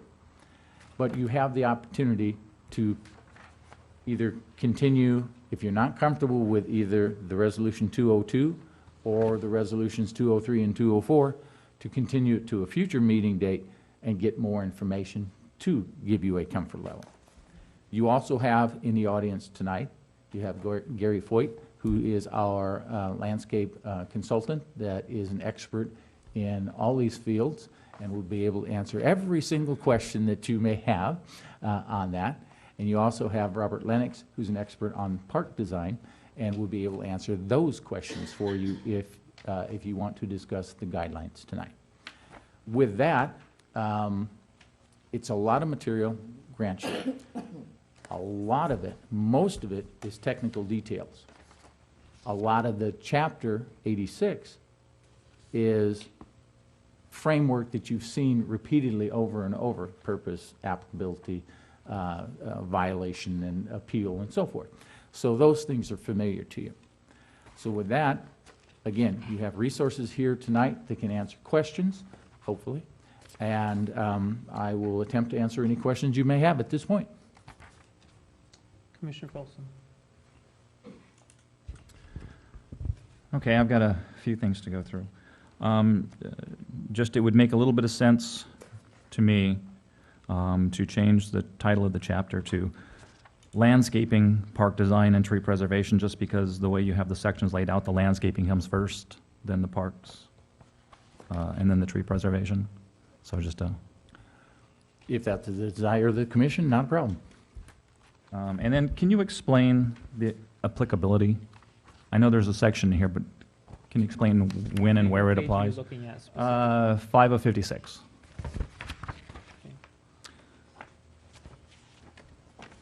We try to have in the development code a standard set of information.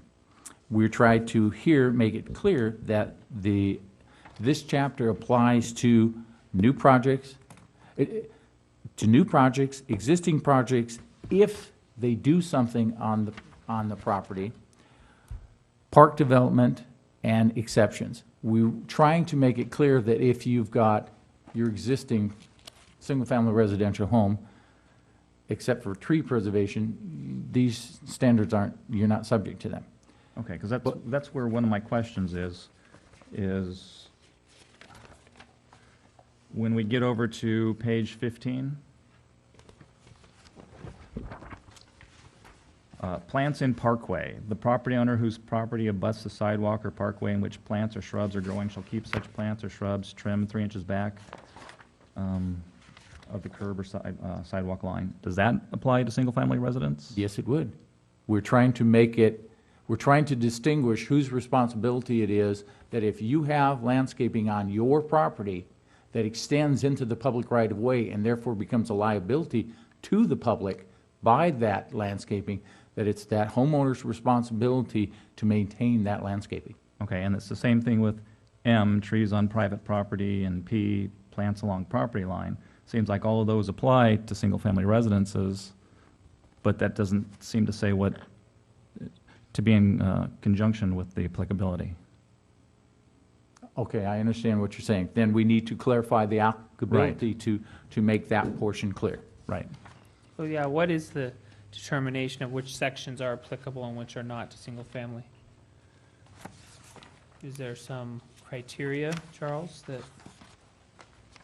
Well, in essence, what Commissioner Folsom says is correct. It needs to be, a new letter needs to be added to 020 applicability that makes it clear that there are certain maintenance requirements of even single-family residential homeowners on their property and adjoining to their property, because there are sections in here that deal with if your landscaping overhangs onto another private property, what can happen there. So there needs to be another letter added there to make that distinction made. Okay. Also then on page 6 of 56, under B, final landscape and irrigation plan, you're asking for the final landscape plan shall include at a minimum plant name. Should we clarify it to be botanical name, common name, or both? I don't know what's, I'd have to refer that to Gary for, is calling it plant name enough, or do you want it more specific than that? I've just seen it more specific in other ordinances. Good evening, Commissioners. My name is Gary Hoyt. I'm a consulting landscape architect for the city of Menifee. and when did you change your name? What did called I you say? Hoyt, Gary? yes. Gary? I apologize. Oh, okay. I mispronounced his name earlier. Sorry. I think you got it right. No. Anyway, to answer your question, Commissioner, some of those specifics, I think, of the submittal process probably are addressed more in the guidelines or the standards section, but yes, typically, as part of a planting plan, you would want to include the scientific name as well as the common name of the plant material, yes. Okay, okay. And then just under C on the next page, looks like that's a typo, a preliminary park plan, not plans.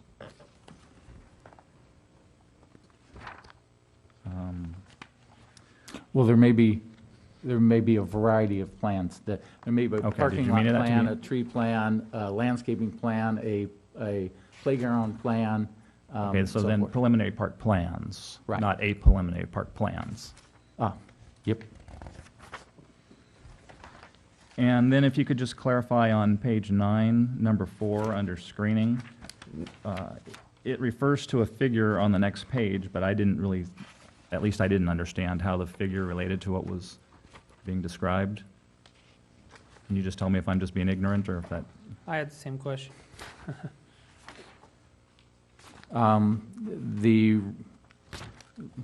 Gotta let me read it. I don't remember every single word in the thing. Excuse me.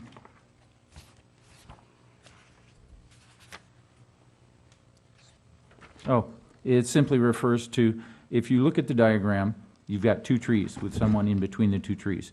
To the right-hand side, there's a car, implying a parking lot, a berm, and then a wall on top of that. It simply is that that wall is the screening method being used and illustrated in that paragraph. So is this requiring berms, a berm and a wall or an equivalent height to screen parking lots? Correct. And what, the one on the left is what's not appropriate and the one on the right is? No, it just is a cross-section illustrating a parking lot progression through public right-of-way and out into the street. Oh, okay, okay. Okay, so then on page 13, under tree preservation regulations, I think it should be which are healthy, not which are health. The first sentence there, right after tree preservation regulations, the following general provision shall apply to a tree removal in an effort to preserve existing tree. Yep. And then I'm not sure if there's an inconsistency here. So trees overhanging a street, there should be a clear space of 14 feet 6 inches above the surface of the street. But then when you go over to page 15L, clearance requirement of trees, all parkway trees shall be kept trimmed to a minimum vertical clearance of 14 feet. Should be consistent, and they both should be the 14.6. Okay. Same thing with M. That should be 14.6, I'm assuming. And then this also under A refers to 8 feet above the sidewalk, and M refers to 9 feet. 8 feet is the standard from, where's Colin? 8 feet for structures over public right-of-way? Like, It says 8 feet above the sidewalk. I remember it And being under 8 M. feet. Is it 9 feet? Correct. Pedestrian. 8 feet. Right. So, commission has the choice at this point. The minimum, I believe, is 8 feet. You can go 9 feet, but there should be a consistency Right. one way or the other. Right. My suggestion is the 8 feet, and we correct the 9 feet in M. Okay, I'm fine with that too. Charles, if I could clarify something on the screening term, that's intended to be a typical cross-section, meaning a berm isn't required. It is just one of the tools that can be used to provide a screen. Then C, page 14, credit for tree preservation. You might want to just, you've got the parking lots only at the end. You might want to put that after the credit for tree preservation. And then I just wanted to make sure I understood this. It says, existing trees which are not removed shall be credited towards tree requirements in the following manner at a 1 to 1/2 ratio. For example, an existing healthy tree with 6-inch minimum trunk diameter measured at breast height is equal to 3 trees to be installed. So would that equate then that if it was an 8-inch diameter, that there'd be 4 trees? I think the 6 inch is just a minimum of determining what a tree is rather than a twig coming out of it.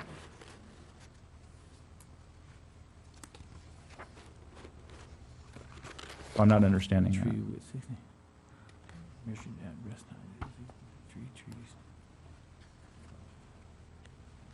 Well, for one thing, the ratios are inconsistent. Okay. It should be 1 to 1/3 at that particular ratio, but the chair is correct. You have to have a minimum tree requirement, otherwise you're going to have 20 trees that are 1 inch in diameter, and we're going to say you got to replace them at 3 to 1 in this case scenario.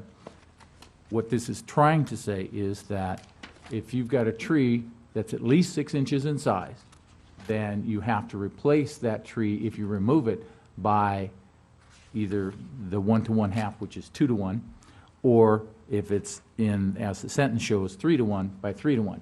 Those would be the smaller, the 15-gallon or 24-gallon, whatever the guidelines call for, tree replacement.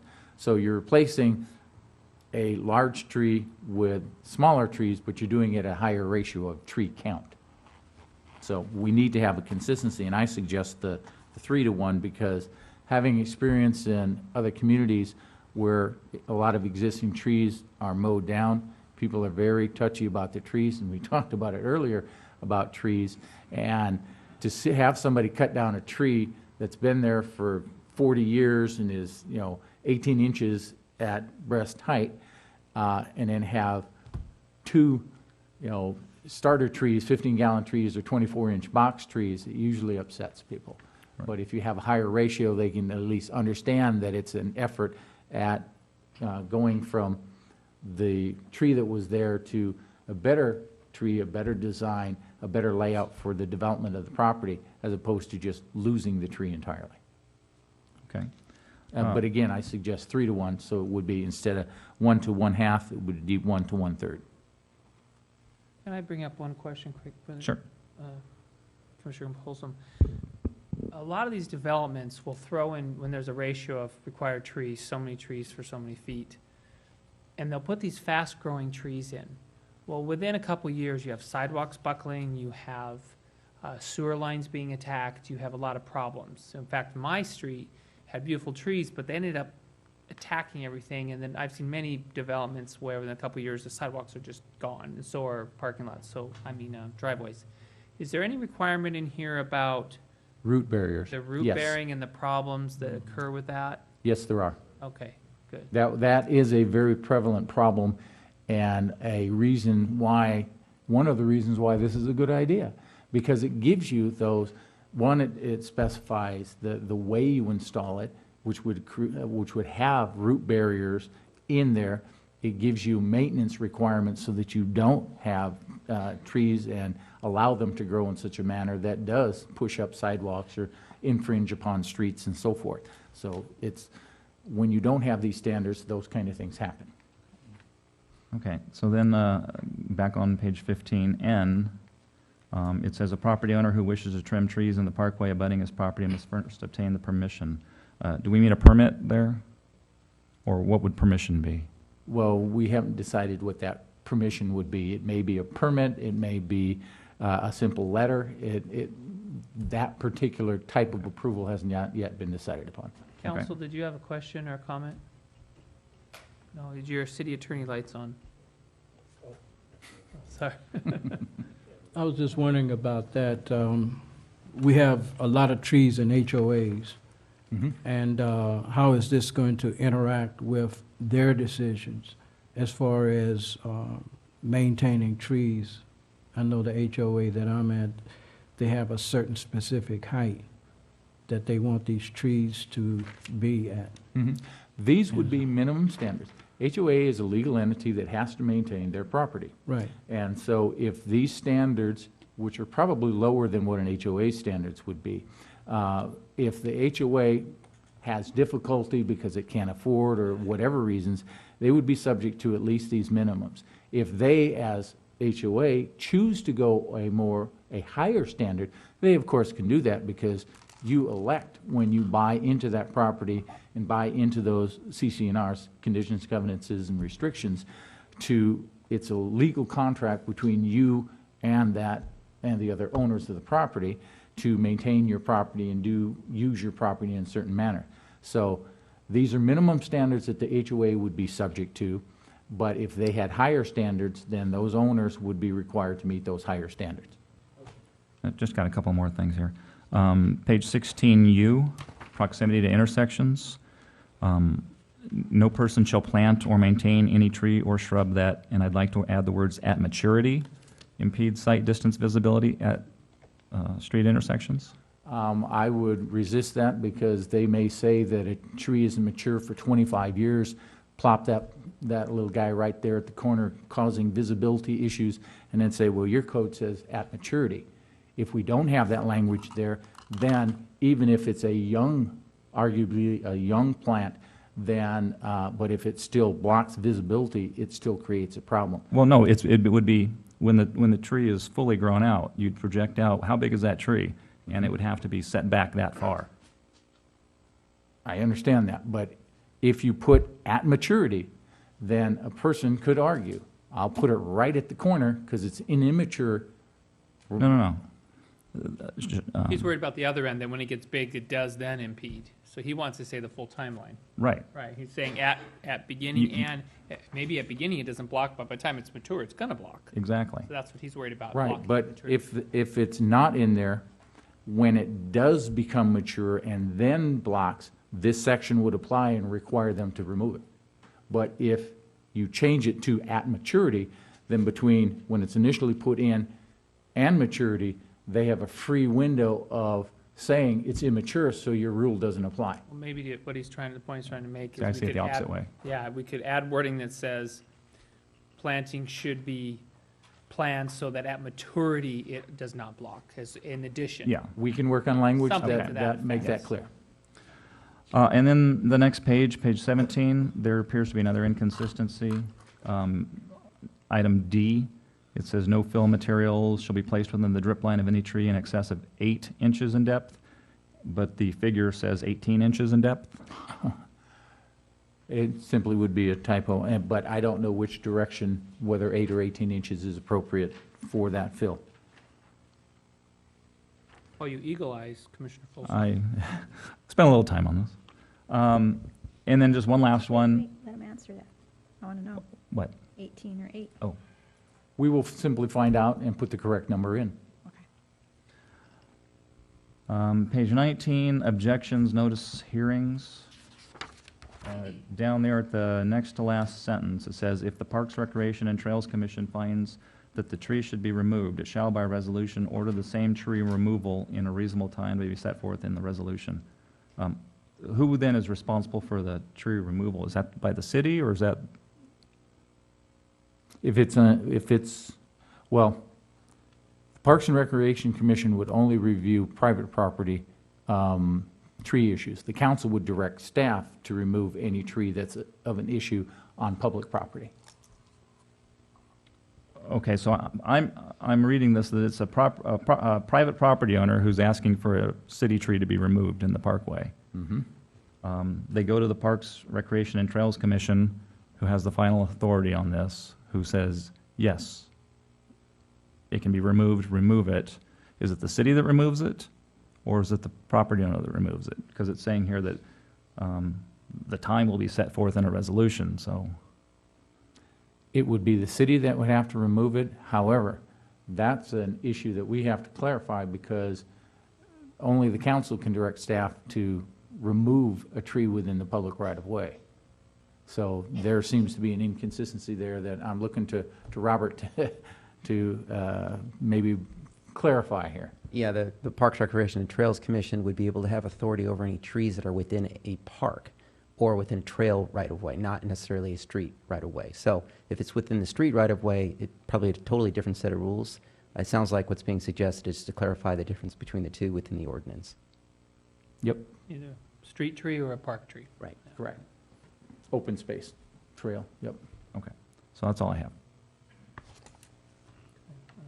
Commissioner Sobek, did you have some comments? I do, I have questions. Like Commissioner Folsom, I kind of went through it and marked some questions on certain pages.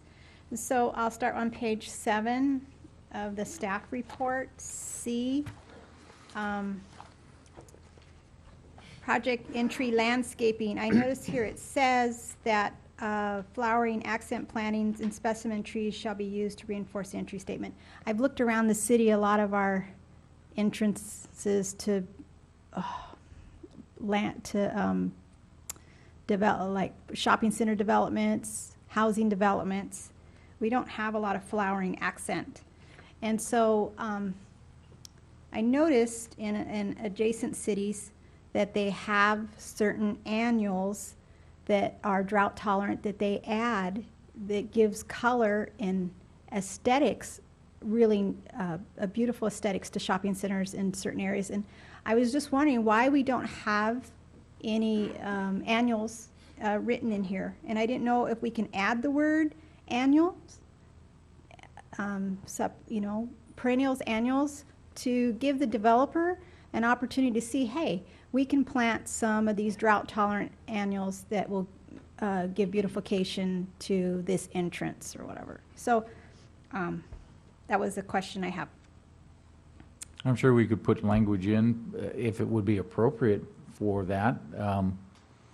If the commission wants that, we'll add some language. It simply says flowering accent plants, paren, including annuals, Right. and paren. Just blah, blah, blah. because the reason why I'm thinking of that is I drive around, I'm like, are we not allowed to have any annuals in any of our development here in the city? And I drive into other cities and they have beautiful landscaping with drought-tolerant annuals and perennials. And it just adds a lot to the aesthetics of It's- those neighborhoods and such.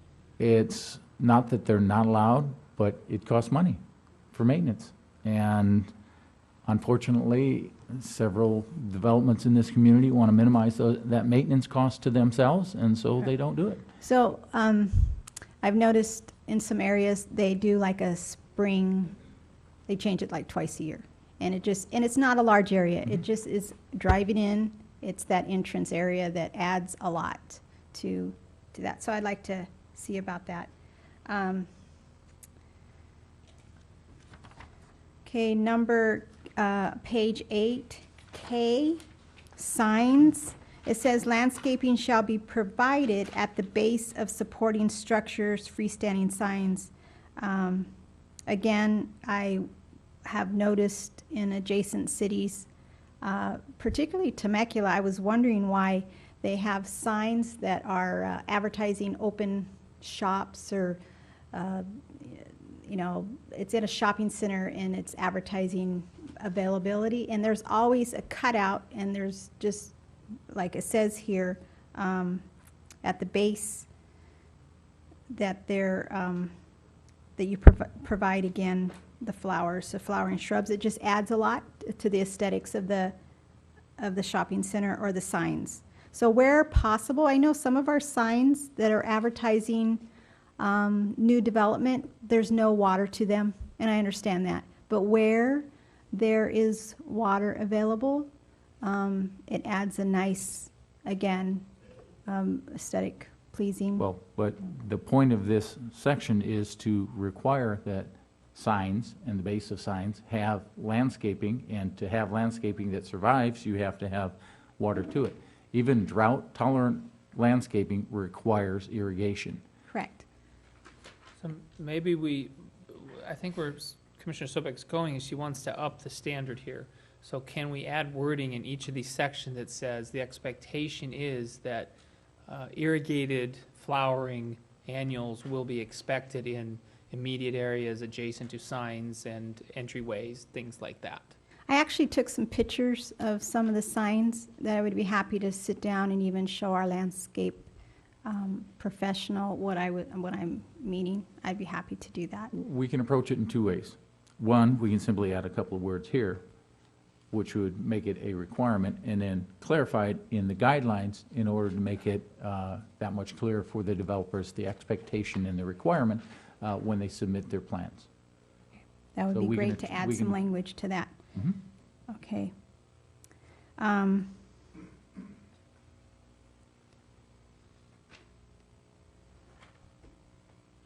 Do we need to add language in any of our areas?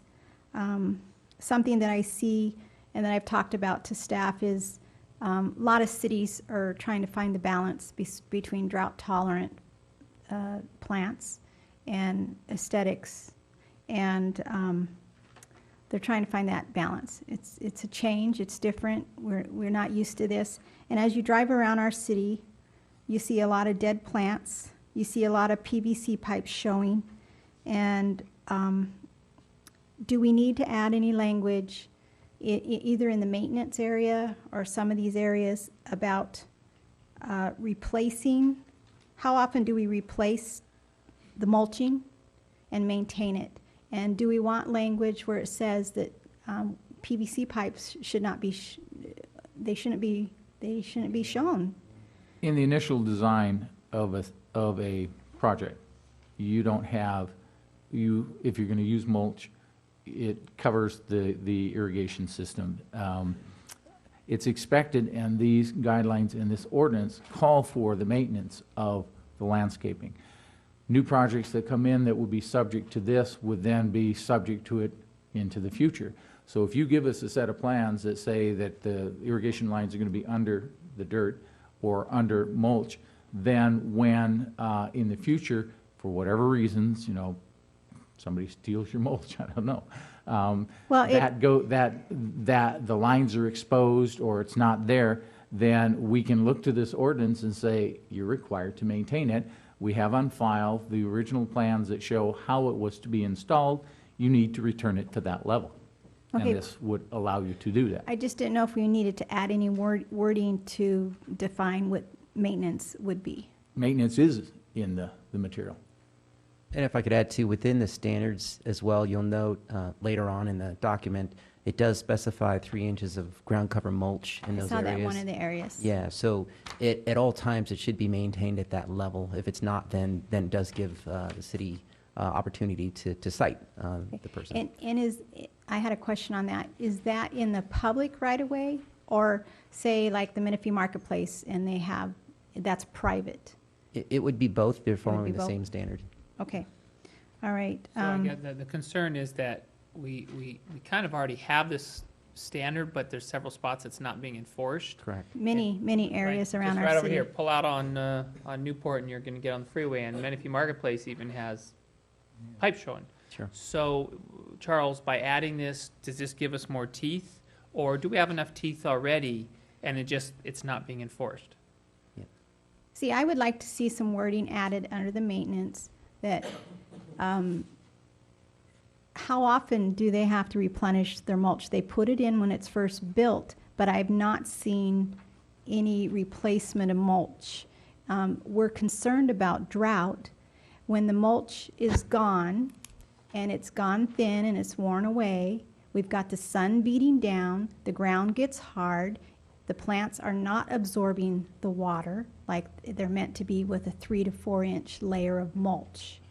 So I didn't know if we needed to add language saying in the maintenance, if you are using mulch, you will have to, You have a section, maintenance requirements and violations. Yes. What page? We can, I it's have- on page 12. yeah, I have We questions can on simply put in language that addresses the topics that you've just raised, pipelines that have, that for whatever reasons are now exposed, the And I actually- replacement and I actu- timeframes for mulch and so forth. I actually made a note of that on number 1, no PVC or other landscape pipe showing. In number 4, replacement of mulch 3 to 4 inches. But when, I'm kind of asking you as Right. experts. Yeah, I think the best course may be for it to specifically say, maintain the minimum mulch level at all times. So that way, it's not about a frequency, it could be That's applied great. any time of the year.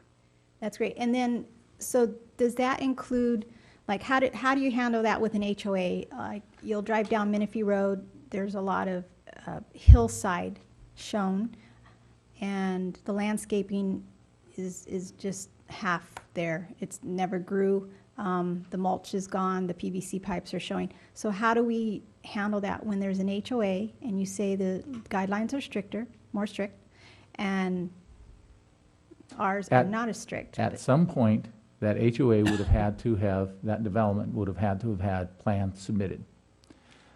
Those plans are what the project would be subject to today. If we cannot find those plans for whatever reasons, then there would be certain expectation that it's not an unreasonable expectation that your irrigation system be underground. It's not an unreasonable expectation that an area with mulch has sufficient amount of mulch that it serves the purpose that mulch serves. It's not an unrealistic expectation that if you have an area that's clearly meant to have bushes in it, that it be covered with the bushes. So to comment on the teeth, or whether it's not teeth, they're kind of false teeth. You get the opportunity, if you can go back to the originals and enforce that, because with any approval, what that approving authority based that approval on was whatever was submitted and expected to be developed. So you go back to that and say, this is what we expected, this is what's required. There may be, under certain circumstances, the ability to impose some, if not all, of this material. This material is more oriented towards what happens the day this goes into effect and into the future. So it's best to have some additional language in here for when it Okay, goes so that's into why I'm effect bringing and it up. into the future.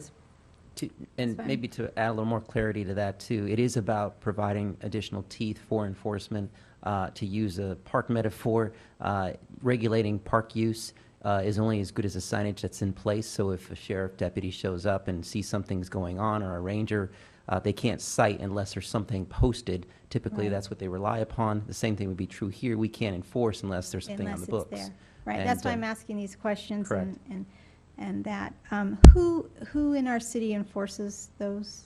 Code enforcement. Code enforcement, okay. All right, just want to, sound walls, masonry walls on page 8. Oops, gotta give us a second, go back. Okay. Why, it says that 50% of the wall shall be covered by landscape material within 5 years. Why so long? Do we have 5 years? I don't have an I mean, answer to I'm- I that. That's something that, When there's a development coming in and they're building, can that be a shorter length of time? I think it was just an effort to provide a reasonable period of time. I think we could do 3 years. Yeah, I think when you first plant a plant, it's going to take one growing season Right. for it to just get used to its new home. Yeah. So it's not going to grow much. So a fast-growing plant, you might expect in 2 years to have some reasonable growth. But I don't know that you want to make that a hard and fast standard. 3 years is probably reasonable for most plants, except trees. Obviously, they take longer to mature. Well, it says that landscaping shall be provided. I interpret it as like they didn't have to plan it for 5 years. No, I think the interpretation allowing I a have growth is that period. they're allowed to, Okay. within that 5 years, that standard will be met. Okay. Of 50% coverage. Okay. Is that a good? yes, we charge? wouldn't, Yeah. if landscaping is required to be installed, then it would be installed before you technically could use the development, whether it's a residence, a commercial building, and so forth. This is intended to have the 50% of the wall covered within the 5 years via the mature plants. But if you want to use 3 years instead, Well, there was a project that we approved a year ago and the fence went in. Gosh, I can't even think, it's along the freeway, it's a blue fence at the construction site where they have the man lifts. Oh, Summit, Summit. yeah, and they were gonna put in that And they were gonna- round steel pipe. They were gonna put in landscaping on their fence as well, and I haven't, that's why I'm just saying, I haven't seen anything even there planted. So that's why I kind of thought of that, No, so. Again, that would be an enforcement issue that we would simply need to address. Yeah, Okay. The way I read that portion of the code is that, again, within 5 years after planting, that screening standard would need to be met. Okay. But you had suggested 3 But years. if you want Do to you want reduce something that- less than 5? You know what, you're the expert. I just thought maybe 5 years was a little long for 50% of the fence. We can look at the timeline. Okay. I think it's a balance between burdening code enforcement with something like Right. this versus, getting Just the put the screening teeth- that we want. Just put the Yeah. teeth in it. Okay. Okay. Right. All right. Parking lot landscaping on page 9O. Just replacing the dead plants and mulch. Recently, just observing over in the Menifee Marketplace, there's several areas that they've never been touched since that place has been built. And so I just, again, replacing dead plants and taking care of the mulch.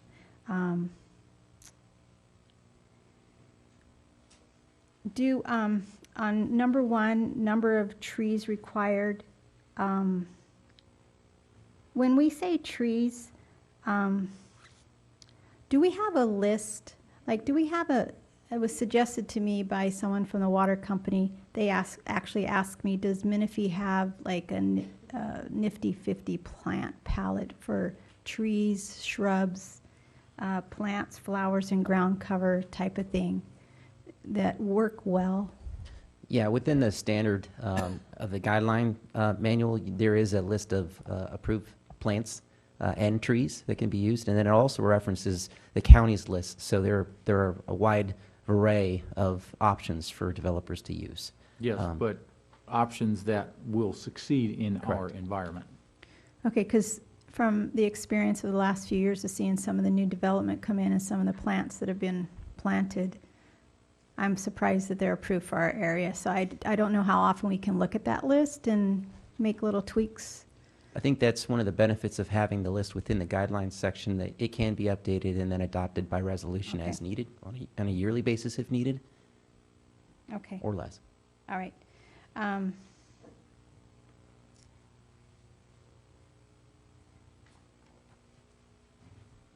Okay, that one's fine.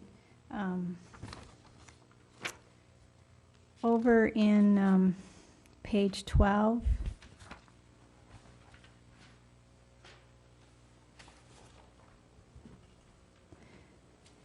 I think we discussed the maintenance. I've already talked about that.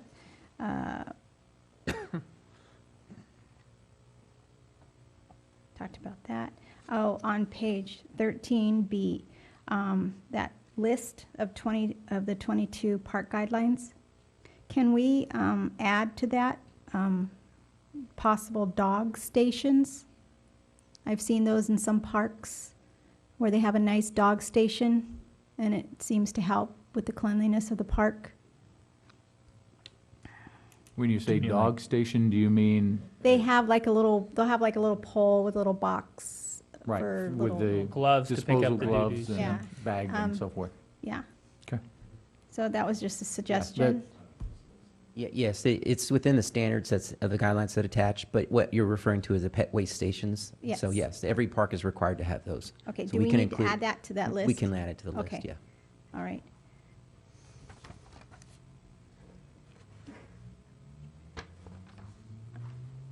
I have a question on page 16A. Do we have something that explains what a heritage tree is? Like, how do we define what a heritage tree is?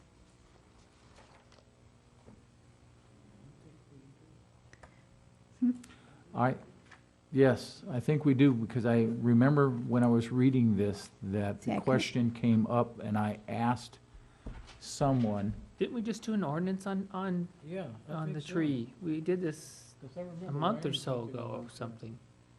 No? We did the water efficiency ordinance a while ago. Working on too many Right. codes at the same time. I mean, are we talking about the sacred oak trees here? Are we talking about, what's a heritage tree? That's what I just wanted There is a to, definition of a heritage tree dealing with its location, its size, its connection to the community, the heritage, the history of the community, and so forth. And I don't remember if it's a definition that we have someplace in the code, possibly Yeah, in the Maybe new. we can A restate it definition, here. that's where it is. It's a definition in the glossary of the new development code. That's right, that's where so we it haven't seen that. is. And you haven't seen that Okay, yet, but okay, it is there. okay, that's, Why don't we so capitalize heritage tree, because then it will be a defined. Okay? a developer will know that there is a definition for what and where our heritage trees are? Okay. Okay. And I think that's all I have. Okay, Commissioner Phillips, do you have some items? Yes, I have about 1,000 items. I would like to first, thank you for putting this document together, but I sure wish you had sent me an electronic copy of this. I'm wondering if that's still available, Well, or this is it just too late? I'm sort of on board with what Commissioner Sobek was doing, but I have infinitely more corrections than she did. And I'll just be very, very brief and stick to about 300. Can I get an electronic copy of that? Certainly. Okay, thank you. Well, and let's explain a little bit for the benefit of the public and the new commissioners. The previous commission agreed to allow Commissioner Phillips the opportunity to review draft chapters of the development code as they became available from me, from staff, in order to deal with a number of formatting and text issues and so forth that he felt was important, so that instead of burdening the full commission at a public hearing with his 1,000 details, he and I could work it out ahead of time and then bring that to the full commission after he's had a chance, and we debate back and forth a few of the items here or there, so that he's more comfortable with the material, and he thinks the full commission would be more comfortable swiftly moving the chapters along. Because of the time frame that this was presented to me and the time frame that we needed to get it to the commission and hopefully on to the council, we did not have that normal process. This is unique for that, but the other chapters won't have that problem. If Commissioner Phillips is not exaggerating, and he may not be, he may have 300 suggested changes to this. If that is the case, I ask that he give a couple of examples to the commission, and then, since we have built into this a continuance so that it can be brought back on March 11th and still be within the time frame needed by the Community Services Department to get it in front of the council for action, then I would ask that he give an example, and if the full commission agrees, yeah, these are kinds of things that staff should work out with him, then we can go through those details and bring it back to you on the 11th so that you can see these things instead of trying to go through them tonight one by one by one by one. If that's acceptable, I ask that Commissioner Phillips give a couple of examples of what he's referring to. Okay, thank you. My first comment, well, I went through portions of the landscape standards, and I had some really, really pertinent problems, and some of them that are fairly technical, and I think we'll have a chance to review these landscape standards and park and... Again, the format that I'm suggesting here tonight, short of what I just said, is Right. that the resolution, the commission resolution forwarding the chapter that a couple commissioners have already discussed, move forth onto the city council. The guidelines themselves, the landscape standards, which is a guideline, and the park development design guidelines, those would be adopted by resolution. You have much more time, much more opportunity for staff to work with commission in order to do suggested changes to those. And if that's where the majority of your concerns are, certainly we can provide electronic copies to you. And what we've done in the past is I and Commissioner Phillips go through the material that you've already seen, and I highlight in yellow the original language and his suggested language, so you can see the two and compare whether you like his or mine, and we go from there. Procedurally, let's, so we could pass, if the commission wanted to, 2015 202, which is adopting the ordinance, recommending adopting an ordinance, but continue the other two items so that we could go through this. Absolutely. That would still accomplish what we need to for the grants and such, yet give us time to go through this in more detail, give Correct. Earl time to do his edits. Correct, because So before we spend much time on this, does the commission understand what I'm suggesting here? As far as if that's the case, why don't we go ahead and talk about considering 2015-202 now and then continue the other two? Is the commission okay with that? Okay, I still have some comments I would like to. Okay. Okay. On page 4 of 56, I would like to add a section that includes some new technology called xeriscaping. Oh, xeriscape? Yeah. I was in Phoenix last week, and that is a huge and very popular technique for landscaping homes and developments that reduce the necessity for large amounts of water for irrigation. I spoke to about 3 or 4 realtors over there, and they are saying that that is the hottest thing going as far as water conservation. I double-checked that with Eastern Municipal, and they're also on board with that. So I would like to see that section or a section relating to xeriscaping put into our chapter here. Is that feasible? It is. Xeriscaping is something that's been in the industry for a little bit of time, and it sounds like what you'd like to have it called out more specifically.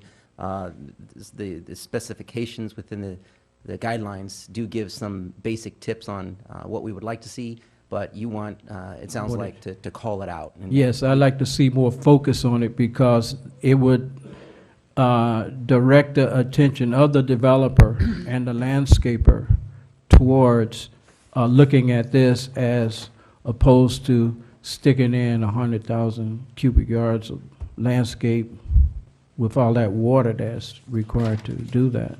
I would highlight that there is as Mr. Leclerc was mentioning earlier, there is a balance. Commissioner Snowbeck was mentioning some of the annuals.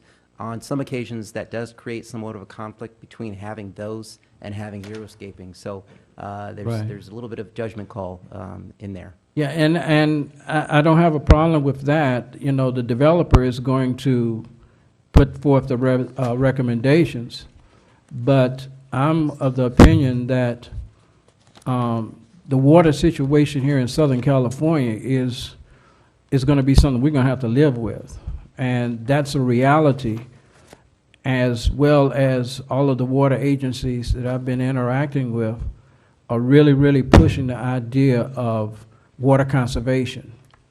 And as many residents know, you spend more money and more time and more water on your front yards than you do in just basic water consumption. The idea of xeriscaping has already, there are some places here in Menifee that already have that. And so it's sort of like solar technology. You're going to make your money back and cost savings. Yes. If I may just briefly interject, you're absolutely right. Water is the critical issue facing the state of California and the industry that I'm a part of, which is the landscape industry. Landscaping. Yes. Xeriscaping is a term that's been around, as Robert said, for quite some time. And it is an important focus of the landscape standards. As a matter of fact, it's the subject of the second section or chapter of the landscape standards. It's called Landscape Water Conservation. Okay. Interestingly enough, the Xeriscape Council, which is I believe it's a nonprofit organization, has trademarked the name Xeriscape. So I ran into this situation in another city I was working in, where they actually approached the city and told them that in order to use the term Xeriscape in their documents, they would need to get a license from the Xeriscape Council. But the way we got around it, we just eliminated the term Xeriscape and called it water efficient landscaping. So there are 7 primary principles of Xeriscape, and those 7 principles are outlined in section 2, which is page 22 of your agenda packet, I believe. We can make a reference to it Yeah. in the, Right. so that, that's why in it was- the same way we've got certain sections that simply, it's a small paragraph that refers to the guidelines, we'll write up a similar reference so that it's clear in the code that that's something that must be dealt with. Yes, and I would just like to put it in a context of where this is strongly or highly encouraged in developing property. On page 6 of 56, there was one thing that kind of got on my nerves, and that was in item D, exceptions, the removal or pruning of any tree which poses an imminent threat to public property or public health as determined by any member of all of these agencies. I would like to strike the word any and put in qualified. We have tree haters, and I don't know where they're going to be coming from, but I would like to see a qualified person making that decision as opposed to any member. Call that a personal bias, but I like qualified people making those kinds of decisions, particularly if I've got to spend X amount of dollars dealing with this situation. In item B, final landscape and irrigation plan, this is on page 56. I would like to add some version. It says final plans, this is on the chapter that says final plans should show the exact location of an irrigation for lines. I think that the term exact may be a little too strict because we're going to still have to deal with on-site conditions as a result of grading and landscaping. And I would like to say we should have some room in there for as-built. In other words, if you encounter some kind of a problem or anomaly on the site, then you have the flexibility to go ahead and make whatever changes is necessary, and then submit an as-built, reflecting what those changes are.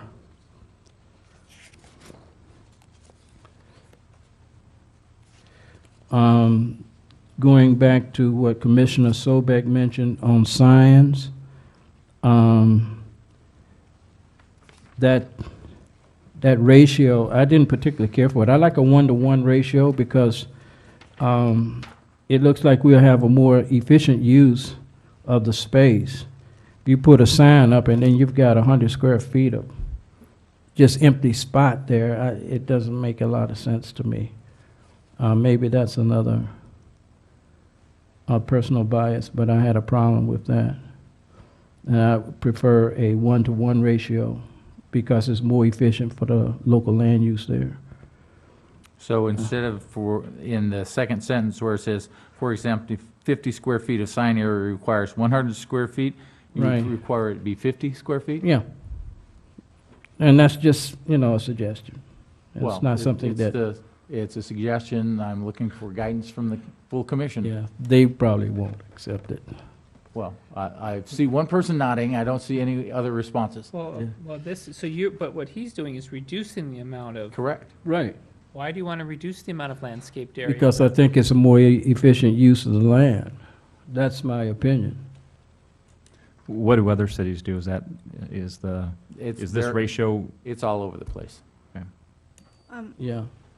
I don't know square footage that well, but are you familiar with the way they do the signs in Temecula? I don't know what the size is that they use, but 50 square feet is 7 feet by 7 feet roughly. it depends how big the sign is. So, Yeah. Yeah. Yeah. I'm not sure. Um, I need staff's recommendation Right. on that. I would like to, A suggestion then. yes, retain it as a Keep it as suggestion. is, but put in a provision that the commission can reduce it project by project under your review. Hey, that'll work. Okay. Wireless communication facilities, they kind of leaped off the page because we have a real eyesore here in Menifee, that wireless station that sits over there on Bell Mountain. I would really like to see some camouflage put over there. You can see that thing on a Google map. That's an existing facility, so trying to impose additional, the attorney we've gone around and around, we've looked at this in a dozen different directions. There's just, Nothing for we can do. existing facilities, it's just nothing you can do. Even with new facilities, there's limited what you can do. And beyond that, they're changing the standards to make, or they're talking about changing the standards Harder to completely remove it from our purview. Wow. So, it would be nice, but it's not going to happen. Okay. On page 11 of 56, it's item D, artificial turf.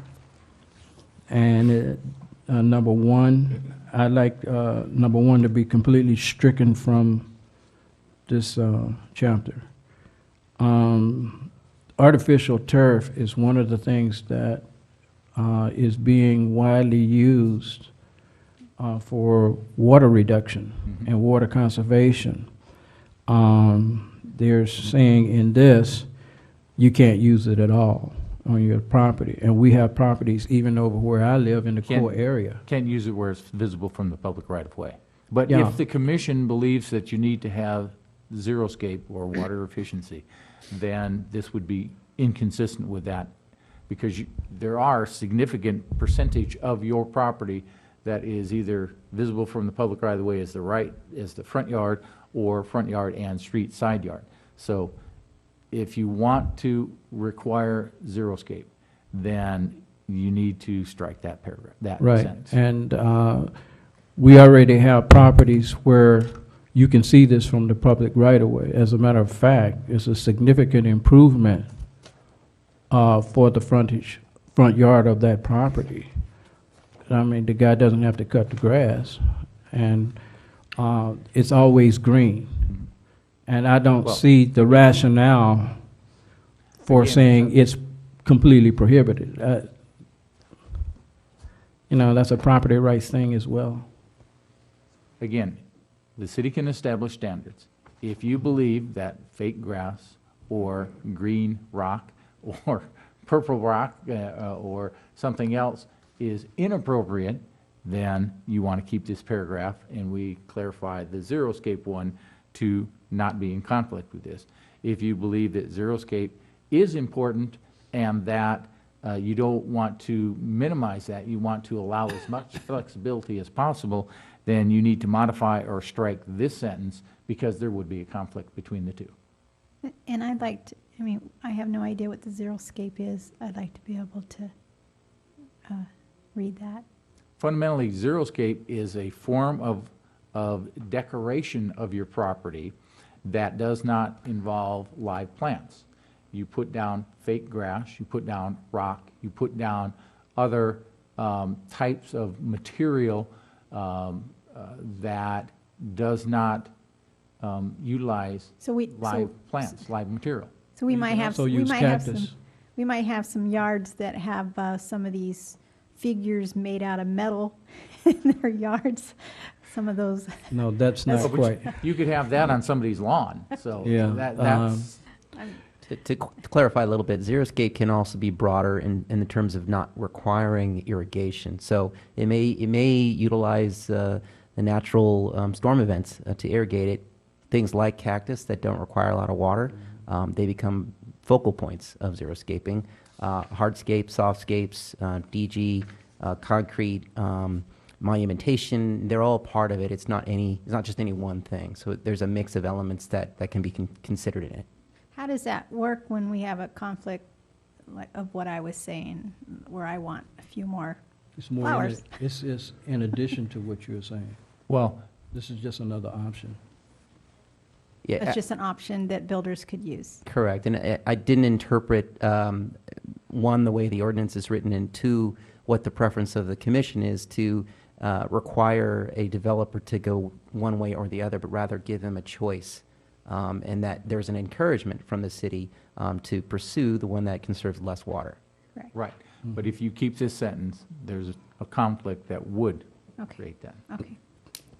And my last and final comments. I didn't get a consensus from the Oh. commission as to whether the idea is or isn't good to remove that.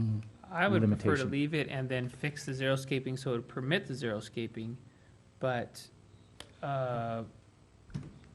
I think he's talking, I think what the book is talking about, the report is talking about, is that old school plastic, short trim, fake looking artificial turf that's used on football fields. But they're the new technology, their stuff, you can't tell the difference by looking at it. Well, number 5 addresses that. Yeah. The use of indoor-outdoor plastic nylon carpeting as a replacement of turf is prohibited. I just think artificial turf is not defined well enough for this section. But I think there's some excellent high-quality artificial turf that if I were to take you around the city, you probably wouldn't notice it if it was exactly. installed. Right. Yeah, I've seen it And already over at. And it is in front yards already. Yeah. So, Yes. and it does look And you can nice. get it over at Home Depot or Lowe's.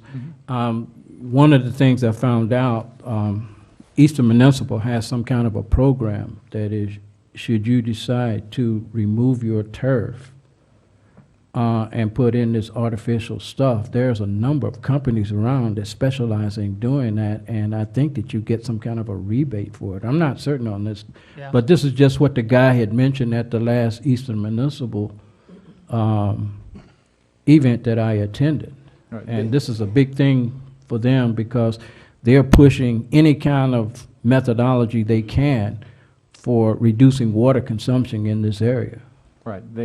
Part of Home or Lowe's commercials were giving credit for removal of turf and putting in artificial.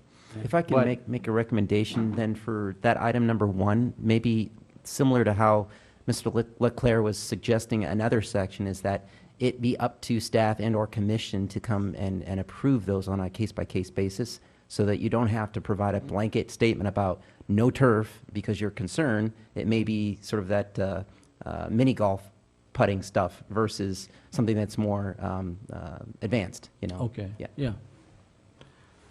That seems to be more acceptable to the commissioners. All right. we Okay. can And fix my that. last and final, I promise, recommendations are on page 13 of 56. Item B, I would like to see an O&M schedule added to that list, Operation maintenance. operation and maintenance. I'd also like to see some kind of warning signs for safety protocols, particularly as far as parks are concerned. Warning of what? Like safety, thou shalt not jump over our decorated rocks or, otherwise incur some kind of injury as a result of riding your skateboard and crashing into the side of a building or something like that. Are And- you looking for something beyond what item number 9 is referring to, or? Right, I was looking specifically for safety. Okay. And just signs, signs can be hours of operation, rules of conduct. Right. You know, So we thou shalt not we smoke can clarify opium. signs, informational, warning, whatever, Exactly. whatever. Right. Okay. To clarify what signs are referenced. Right, because we have an increasing number of water quality basins that I'm afraid may become hazardous areas for young kids or enterprising young people who like to go down there because of the privacy. And this could be, you know, kind of dangerous. So that's my focus on that. And that's all I have. Thank you. Commissioner Carwin, do you have anything? Wow. That was a lot of requests of staff. Let me tell you this. It is not my belief that we are here to pre-design every park that is coming into our city in the next 10 years. It's my impression that the purpose of this code that's before us is to allow us to enforce violations of people who are not maintaining their parks properly and to give some guidance as to what we're looking for in a park. But no matter what this says, we can't contend for every potential contingency of every park that's required, and some things might require different design features. Some parks might be able to fit a trail, some might not. You can't design every and anticipate every need for every park. So I take many of the comments to heart. You know, the comments of Commissioner Phillips saying we want warning signs. Well, if it's a privately owned park within a development and they don't want to put up warning signs and somebody gets hurt, guess what? They hire me. Oh. So my point is, there's a lot of things that people are just going to take care of because they either A, don't want to get sued, or B, want to have a nice park. And no matter what this code says, they're still going to stand at that podium and present us with a design that we can say yes or no to. And sometimes a giant flourish of annuals would really assist a property. And sometimes it needs to be rockscape, depending on where it is in the property. So, sorry. So that's my overall feeling of it. I'm a less is more legislation guide kind of guy. But the one thing that really jumps out at me is in the landscape standards, you've got the glossary in the back, and I'm looking at page 98 of Exhibit A. And I'm curious where and this is going right to the root of this thing, where does this definition of landscape come from? I have to refer that to the people that created this part of the code. Yeah, I'll read it out. It says landscape, a combination of plants, natural materials, and artifacts arranged in such a manner as to affect the design on the land. An artifact could be literally anything. And I think that's a little bit of every single thing in this refers to landscaping standards. But going right to the core of it, if they do it with broken glass, could be an artifact. You're absolutely right. It's a very broad definition, developed through a number of years, primarily by the professional association that I belong to, American Society of Landscape Architects. It's pretty much word for word definition from that organization, and it's meant to be a very broad. Well, let me ask you this. Description. Is a hard-packed dirt jogging path or horse trail hardscape or landscape? Yes. Fabulous. That is exactly my point. So when you're talking about percentages of property that need to be landscape versus hardscape, and you've got something that can be either one, you can't enforce that there's not enough. So I think the definitions here are flawed. Well, I think, no, I was being a bit flippant, and I apologize for that. A DG trail, for instance, it's not considered hardscape. Hardscape would be something that's not permeable, like concrete, rock, mow curbs, asphalt paving. So hard-packed dirt would be landscape.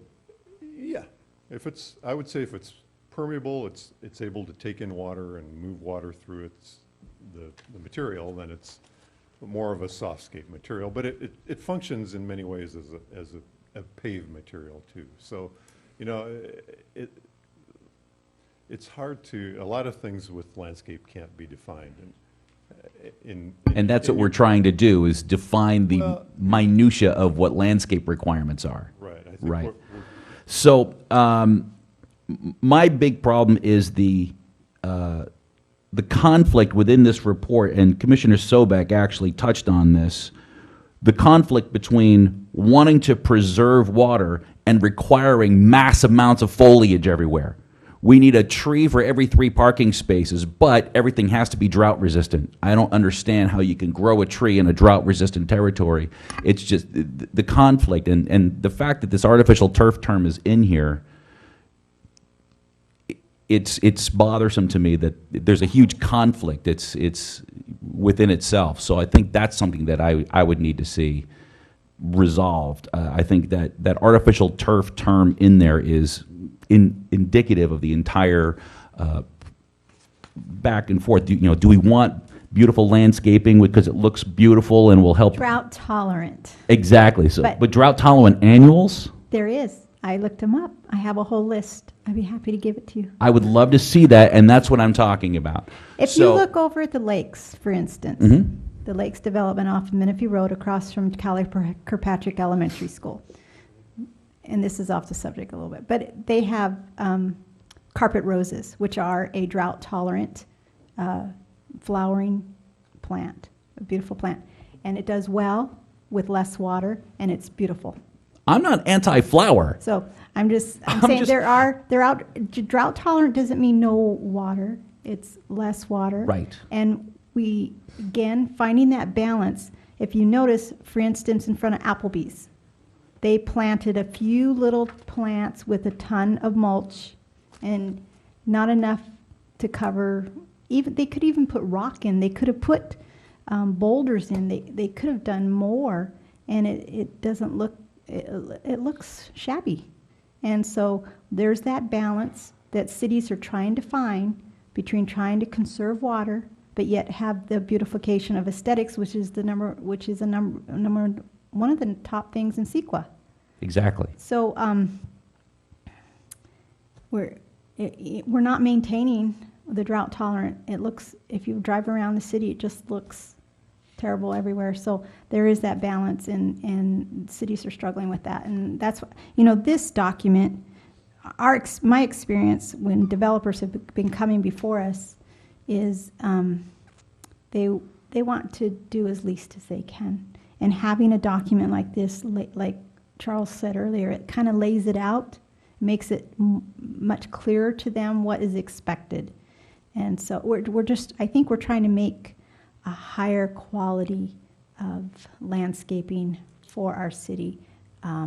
Because a city that has good quality landscaping, you drive into it, you want to be there. A city that doesn't have very nice landscaping, I don't know about you, but it's not somewhere you want to stay and play and enjoy. So I think that's what this document's trying to do. Yeah, and I agree with you entirely. The purpose of this document is exactly as you've summed it up, and that's our goals, and that's our policies, and that's what we're trying to accomplish. I just fear giving somebody a 300-page document with guidelines that they still have to come to us with a plan to approve. That seems like a lot, but it's not a per-pound legislation thing. So my proposal would be that we let Commissioner Phillips do his thing with it, table this until March 11th, and come back to it so we can talk about it in a more productive manner. That would be my proposal. Mr. Lennon? Yeah, if I could just add as well, to the comments that Commissioner Carwin was making, these standards and manuals, the guidelines, are very common in other cities, many of which are actually they're a lot bigger than these. These are really just what we felt were sort of the mainstays, the most important pieces. And to put it into a better perspective, you guys hear a lot of developers come to you as a starting point for their applications, right? And ultimately, once they've gotten it approved, their maps approved by you, and they're ready to move forward, with their plan submittal. They're spending money to have their landscape architects and their engineers draft those up, and they submit them to the city for review. And without a set of standards, they often are submitting things that you won't like, staff won't like, other commission and council won't like. And instead, they can have the standards in place and submit them and save a lot of time and money, because even if we give them, say, 100 species to choose from, versus we don't give them anything, they could be choosing a bunch of wrong stuff, have us redline it, send it back, go through this 2 or 3 times and spend all that money on their landscape architects, redesign and redesign and redesign. That's really what the intent is, to try and streamline the process for them and get their projects moved along much quicker. So that's just the overarching reason for it. There certainly are nuances throughout, which would require attention on a one case-by-case basis. So, Do we have any other comments by the commissioners or any more? Well, Garland? you're in the question section, you're not in the comment I'm section sorry, yet. I questions, apologize, okay. but we Okay, still so- have public, I'm sure, to. Yeah. Then let's, if there's no other questions of Yes, staff. I did have one. Go ahead. Okay. There was a comment made, hold on a minute, let me find it. And I think this is sort of a technical comment. On page 5 of 56, it stated that the city promotes sustainable landscapes that enhance community character, improve health and livability, protect and restore natural ecosystems. When you artificially develop a site, you're not restoring or protecting a natural ecosystem. What you're doing is altering it. I believe that statement's incorrect and should be kind of removed, because what you're doing in a microenvironment is not restoring an ecosystem. That might be just nitpicking, but let's try, at least to reform that context. I don't see where. Do you want to strike the words "and restore" and just protect natural ecosystems? Well, I would say instead of restoring a natural ecosystem, which is not being done, what you're doing is developing a natural environment or urban environment, pleasantly aesthetic, or some words to that effect. I'll take another look at that. But natural ecosystems is just not a good fit. Okay, if there's nothing else, we'll go ahead and open the public hearing at 8:54. Jennifer, has this been properly noticed and published? Yes, sir, it has. Have we received any correspondence in regards to this public hearing? No, sir. Okay, and there is no applicant per se, so we'll go ahead and call for public testimony. Are there any persons that would like to speak? Yes, Joyce Ciccotti or Ciotti? Oh, Ciotti. thank you. Is Sakati Road named after you? It's Ciotti. It's Ciotti Oh, Ciotti, okay. in English. Well, I'm not saying what I really wanted to say, but it's going to get down to the same point. Hello, commissioners. I'm a resident of Mira-Lago. I live in Menifee Lakes, Mira-Lago track. And thank you, Commissioner Sobek, for your comments. They really hit home with me because about a year ago, I was at the city council meeting. I don't know if you remember me at all. I addressed them regarding our median, and that's really why I'm here. I don't know how your plan here fits into our desires at Mira-Lago track from Menifee Lakes, but I would like to see those somehow dovetail. We used to have, I've lived there 24 years and 7 months. I've been around. We used to have 3 beautiful trees there. Do you even know why they were removed? It's another whole 3 minutes. When I went to city council, he directed me to the so-called city engineer, but now I think he's a director of public works. I met him, all I heard were excuses with problems they have with contractors. I did get a promise from the then city engineer to be included in a selection of trees, which we were talking about crepe myrtles, and have a field meeting. That was 8 months ago, before the 70-some trees came along the section of Newport. They're nice. Most new things are nice. But what about the city's reputation about maintaining the established zones? No trees have been planted to restore the ones that the city took out in the median of Mira-Lago. So I'm strongly urging you to make Antelope and Sunstream a closely watched in-house priority. Maybe for your O&M schedule, you can practice it. I hear all kinds of promises they were supposed to meet. I hear promises from in January that the City Public Works Director is going to meet in a more timely fashion. What were his words? Was something to that effect.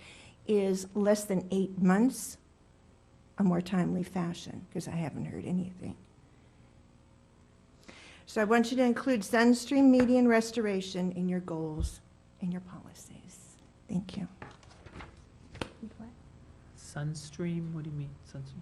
It's the infamous no U-turn, everybody U-turns intersection. At Newport and Antelope?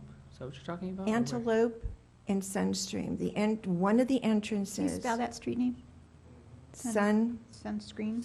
Stream. Okay, thank you. Stream. If you're coming out of Ralph's, Oh, it's the one that can go directly in you there? got it. It's the death zone. Does anybody want to ask me why those 3 trees are missing? I assume cars hit it.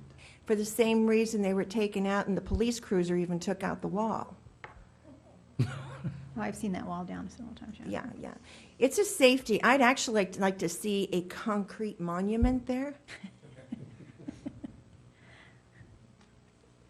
With a crepe myrtle next to it, maybe. But please do something with that. It is an eyesore, a drastic eyesore. Okay, thank you. Thank you. You have staff. Lanny Next. Sicilian? I want to concur with Excuse me, what was your name again? Lanny Swerdlow.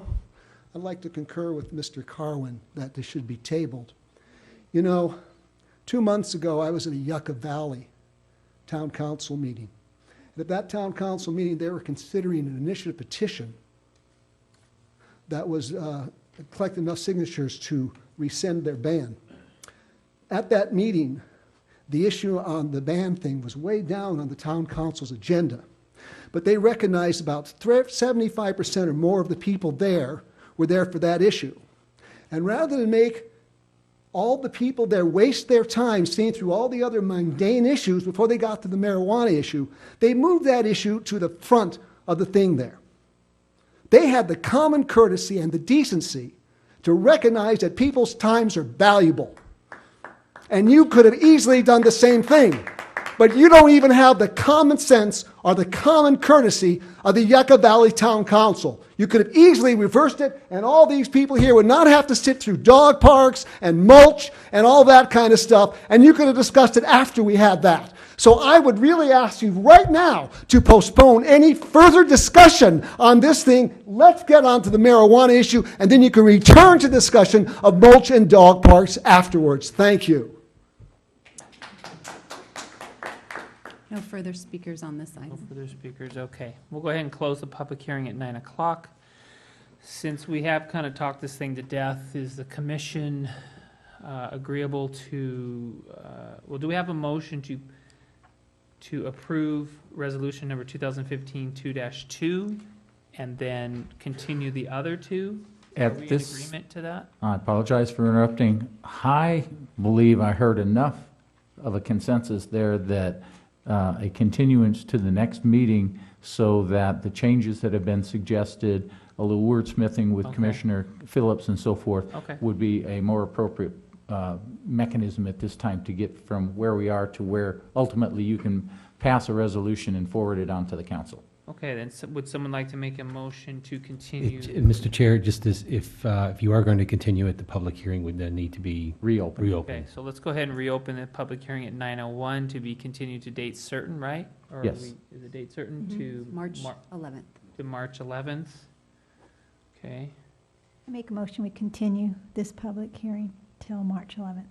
okay. Second. Let's take a roll call. Do we have to do Just these a voice, individually, or can we do all voice vote three? is fine on a continuance. We can just do a verbal? You're doing a continuance, correct? Yes. Yes. Okay, so can we do all three, or do we have to do individual? Just continuing the item to March Can we, 11th. then we'll go ahead and continue item, what is this, 9.1. 9.1 to date certain, March 11th, 2015. All in favor? Aye. Aye, okay. Let's go ahead and move on to item 9.2.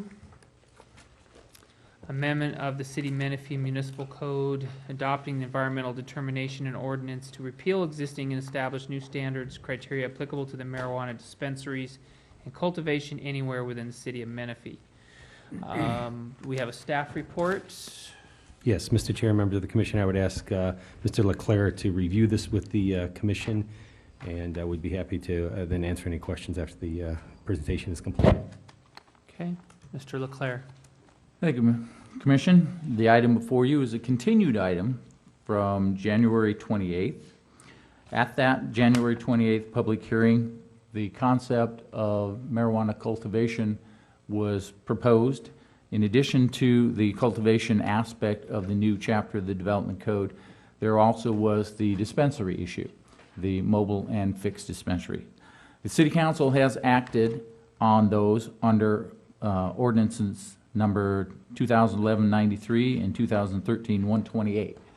The language within the proposal before you on the 28th and tonight is simply the language that has been approved by the council in the past. No changes, with the exception of format, are proposed to that language. What is new in this is the cultivation of marijuana. The commission will be reminded that at the last meeting where this was discussed, the city has received inquiries as to where individuals can cultivate marijuana. Currently, our code does not address that issue. In an effort to address the issue, staff provided you with draft language for your consideration. At that January 28th meeting, you made a number of suggestions that have been put into the material in front of you tonight. For example, the number of plants, a reduction to that number was suggested. In addition, there was a possibility of strictly prohibiting the cultivation of marijuana. That is an alternative, and I'll get to these alternatives in a moment. In addition, there were whether you would allow cultivation only indoors or indoors and outdoors. Whether or not there's a fairness issue for dealing with cultivation in a multi-family project, such as apartments or condominium, and language has been addressed in there.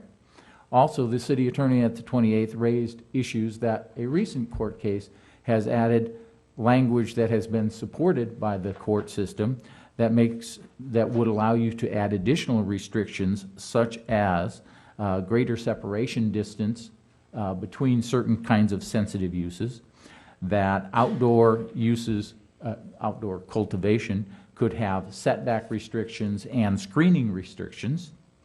And in addition, the possibility of including property owner acknowledgement. If you are renting a property and cultivating marijuana, does the property owner know you're doing that? Language has been put into the draft material here that would require that property owner know that his renter, their renter, is cultivating marijuana. And in addition, setback issues dealing with how close to a property line such outdoor cultivation could take place. The biggest issue, I think, at that 28th meeting was whether or not the general plan goals and policies supported the concept of allowing cultivation under whatever restrictions would be allowed within this community. There were several issues raised about what impact it would have upon the community and the image of the community. Staff looked at the general plan goals and policies And as was stated at the 28th meeting, you can have an argument on both sides of this. What staff did was tried to write down an argument on both sides of this, whether or not the goals and policies of the adopted general plan support allowing cultivation or don't support that. Those are also provided in your material. Staff was surprised, and you will find at the very last page of your material, because the question was asked, well, if cultivation isn't allowed within this community, would an individual have access to medically prescribed marijuana? That last page is a copy of a map off of Google Earth that illustrates where a website indicates that both fixed and mobile facilities are within and around our community between Lake Elsinore and Hemet. Just, we had to have some parameters, so I just arbitrarily chose those two. What it shows here is that there are 20 fixed locations, and that there, on this, is 58 mobile services that are available. So individuals have quite a variety of opportunity if they are given a prescription for marijuana to have access to that, even if they're not allowed to grow it on their own property. With that, I'd like to go through the specific details of the proposed amendment. So the first sections, the first 5 sections of the draft code is material that the council adopted in 2011 and 2013 dealing with fixed and mobile dispensaries.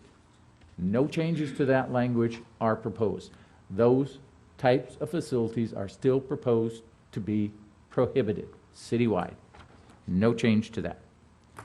Within the material, under on page 5, under what would be section 6.060,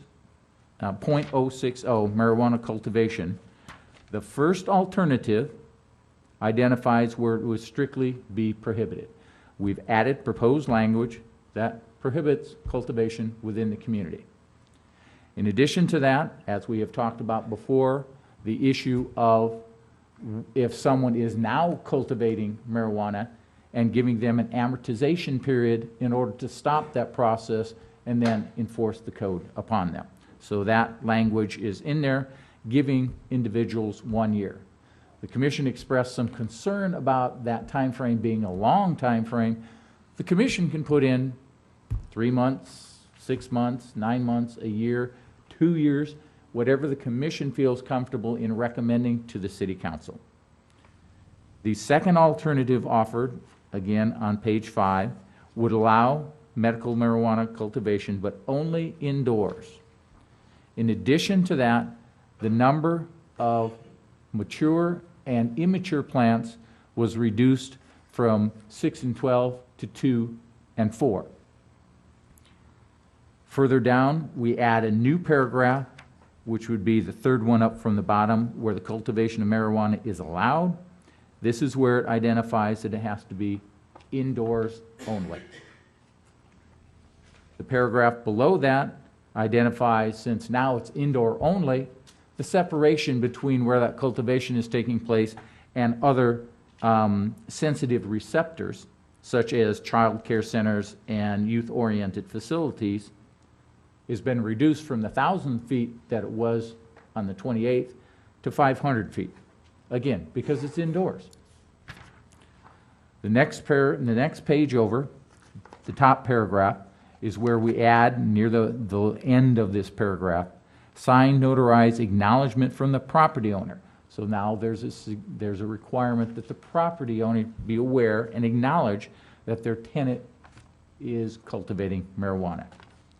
To address the issue of apartments and condominiums, the next paragraph, so what would be the second paragraph on page 7, second from the top, it references that residential designation where a primary detached single-family residential use has not been established. So what it means is that you can't do it in multifamily projects. It can only be in detached single-family residential areas. And Again, that 1, 2, 3, the third paragraph down is referenced to the amortization period. And again, staff could change that particular number from a year to a lesser or a larger number.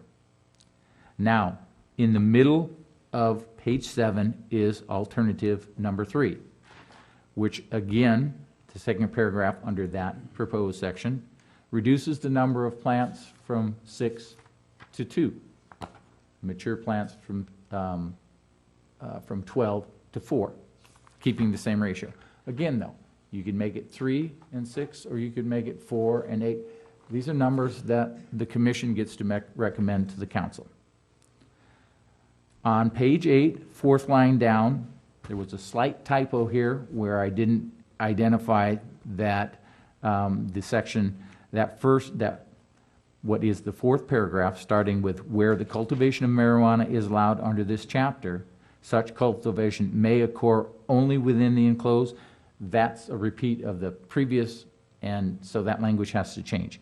What it should have said is, such cultivation shall only occur so as not to infringe. So you're crossing off may and the words only within an enclosed permitted structure. You're striking those.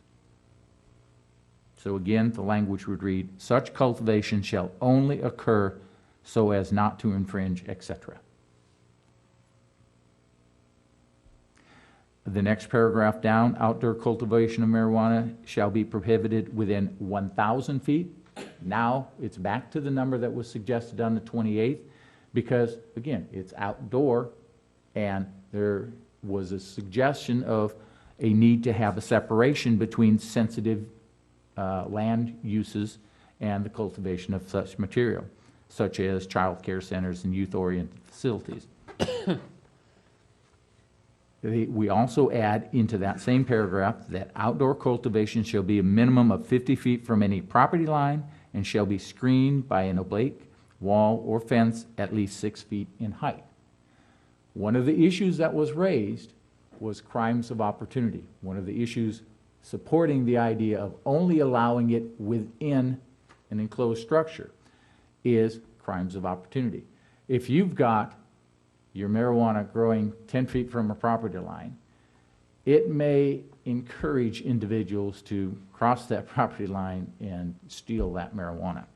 So this language is meant to be a little bit of a buffer between your neighboring property and the idea of someone having that crime of opportunity, even if it's allowed outdoors.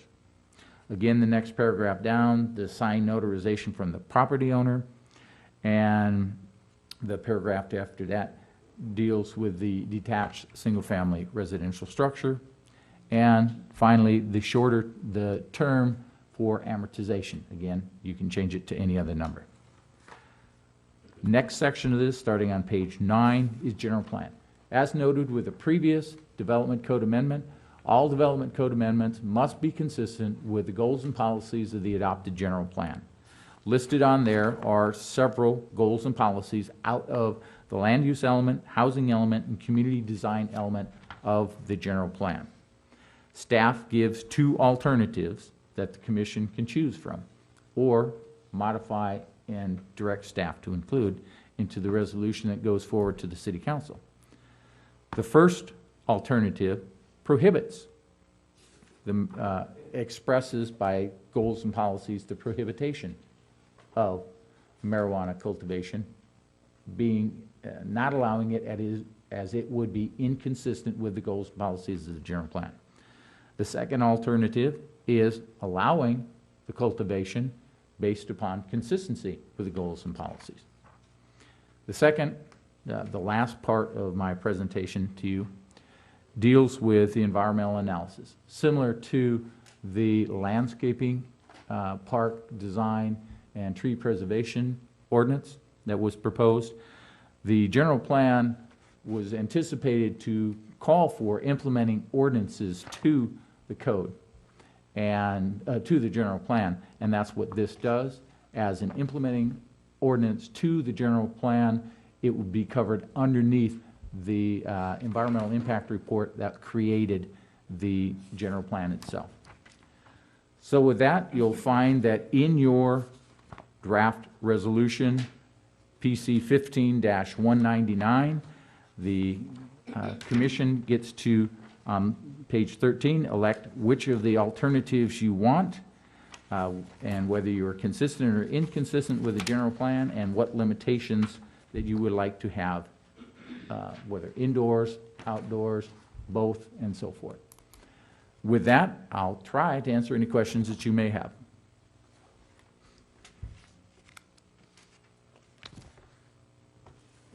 Okay, go ahead. There are two very important legal regulations that deal with this. One of them is the Health and Safety Code, 11362.5, and SB 420. They set what they call a floor or threshold of how many plants can be cultivated by qualified personnel.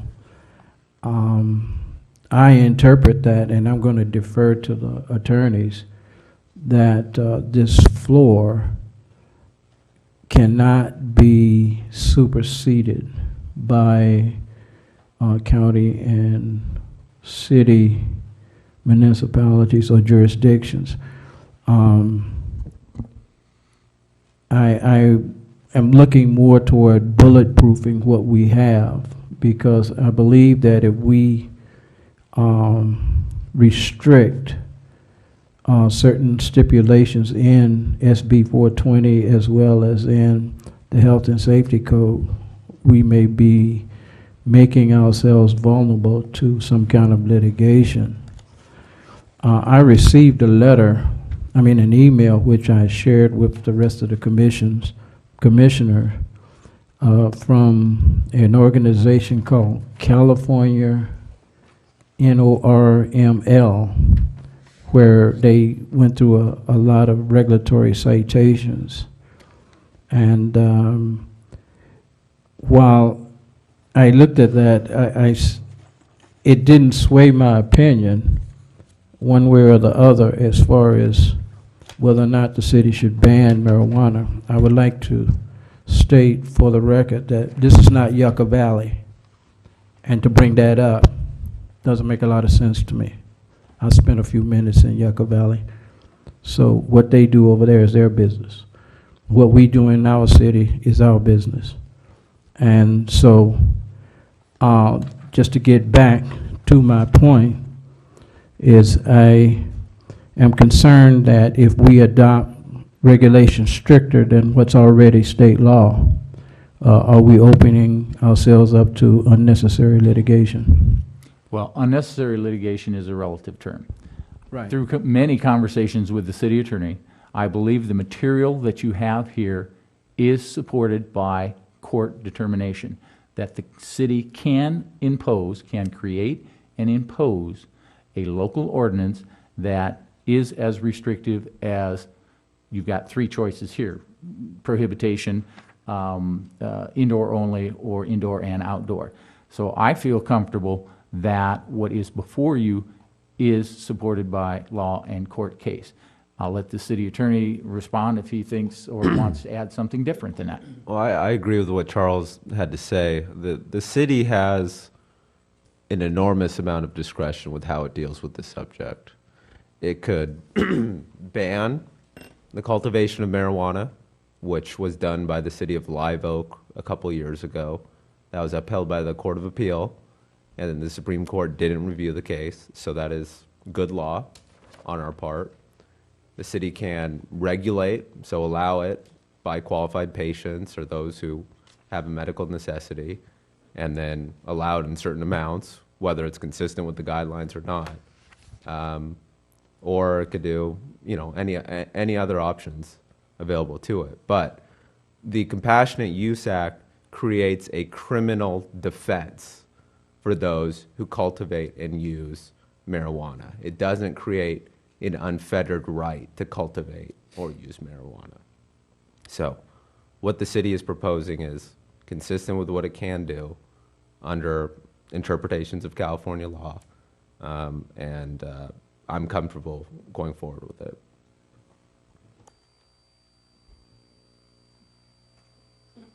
Do we have, go ahead, Commissioner Folsom. Just a clarification, you mentioned that Live Oak banned the cultivation. Are there other cities that have done this, or are we at the forefront, or what's? There are other cities that have done it. I mean, it's still sort of it's a hot button issue. Dispensaries, for instance, those have been banned by a number of cities over the last 5-6 years, and those have been litigated as well.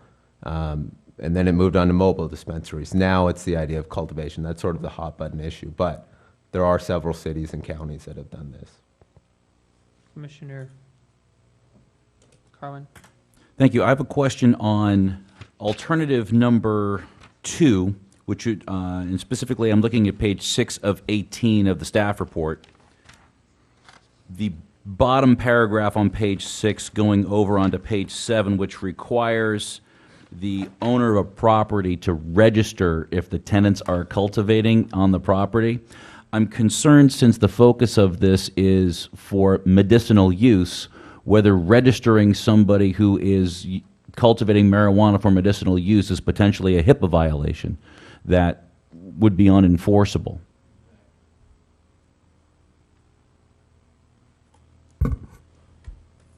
Whether registering the individual himself, is that, could you Right, just- so if I'm taking Vicodin and my landlord is required to register with the city that I'm taking Vicodin for medicinal purposes, that would seem to be a huge HIPAA violation because it's publicizing my medicine.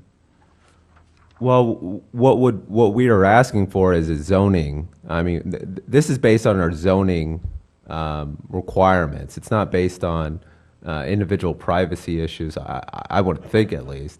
But this was recently done by a county, the county of Tehama. They required basically permitting for those who wanted to cultivate, and that was upheld by the courts as well.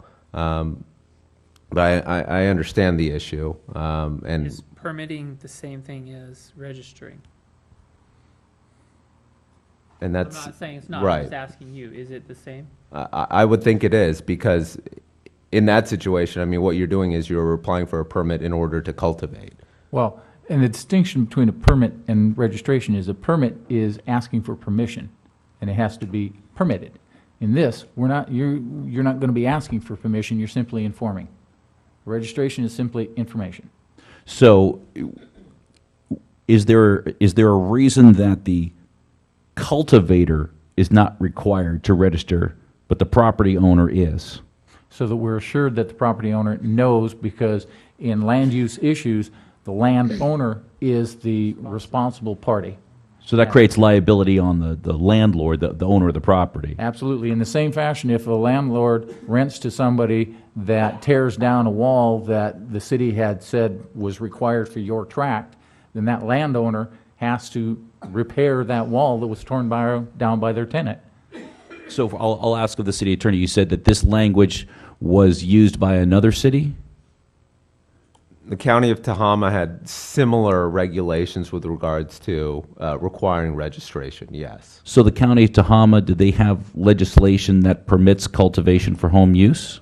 Yes, they allowed, basically what they did was they declared the cultivation to be a public nuisance, except in certain circumstances where a qualified medical patient was using it and a number of other requirements were met, then it wasn't a public nuisance.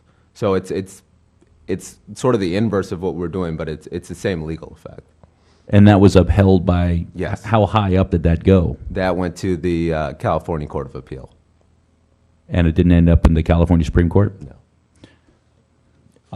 And then further up on page 6, there's that large paragraph, and then the second paragraph underneath it, no more than 2 individuals at any one time may cultivate, grow, or allow within one legal parcel. My question, how does that apply to apartment buildings? If you've got a building that houses, 20 apartment units, isn't that one building for purposes of residency? The paragraph further on says that it has to be only allowed within the single-family detached structures. So it wouldn't be allowed in multifamily structures.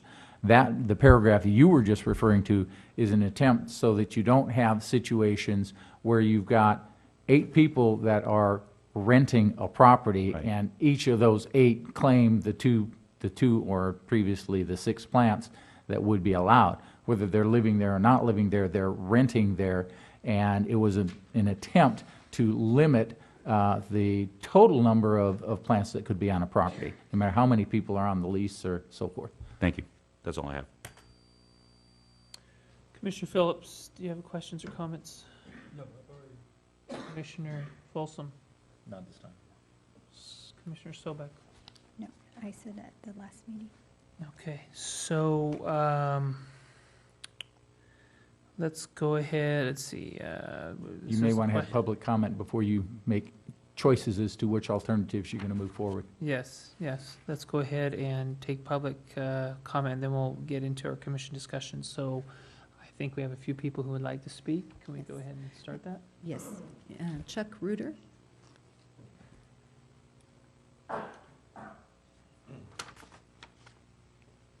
Good evening.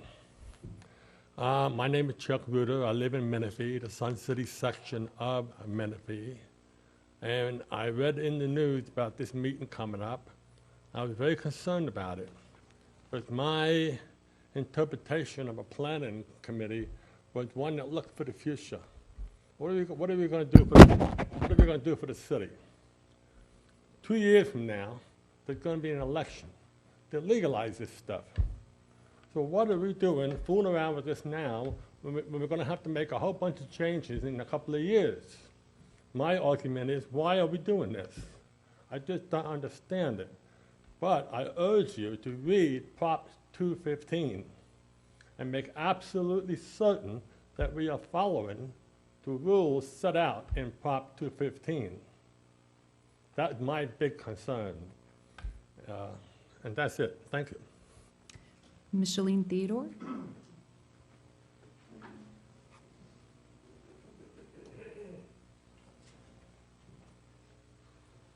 I'm sorry, Micheline?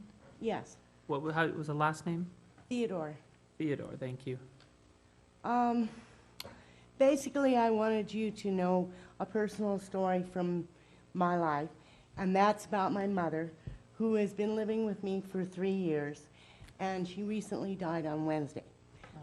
She had a delusional problem where she thought she had a tick, a bug, that went in the top of her head, came out the back of her neck, and went through her brain.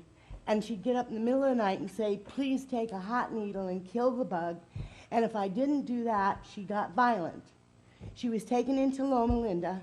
Loma Linda said, your mother is either going to be medicated or institutionalized. So I took her home with the medication that they said to give her, which was absolute poison. It starts off, oh, this could give you a stroke, this could give you this kind of failure, this is not meant for people, older people, but it was the only thing that they recommended. I gave it to her, she turned into a vegetable. And she's drooling. And it worked into where she couldn't even stand up or hold a sandwich to her mouth. And I tried to take her off of it, and what happened? She got the same problem about the bug in her head and got violent, which was not happening on the medication that Loma Linda said to give her. But it wasn't, she was not a human being on this stuff, and she was dying. So I took her off of it, and as a last resort, I started giving her marijuana. 1 teaspoon 4 times a day in her food. The first day, she was a different person. She was cured of that delusion. When you'd ask her, how you doing? She says, great. We went to the swimming pool. We went walking. We went to shopping. We did a normal thing from then on. And I think that there's nobody up here saying, why are we banning something that's good for people? They're curing cancer with it. All these horrible diseases are being improved. Kids with autism are there was a guy on YouTube that was banging his head against the wall. They had to put a thing on his head to protect his head, and all they did was give him marijuana. He stopped banging his head against the wall. So why aren't you protecting people's civil rights to have a natural herb that's a serious medication? You're taking away people's civil rights. You're ruining people's lives by not allowing them to have what they need. And the dispensaries are too expensive. If I had had to buy marijuana for Ms. my Theodore, mother, that it is would your cost time. $1,000 a month. And someone donated it to me, and I got down on my hands and knees and thanked God that someone had the decency to give my mother what she needed. Ms. Theodore, okay, can you wrap it up real quick? Thank I'm you. wrapped up. Thank you. Gary Theodore?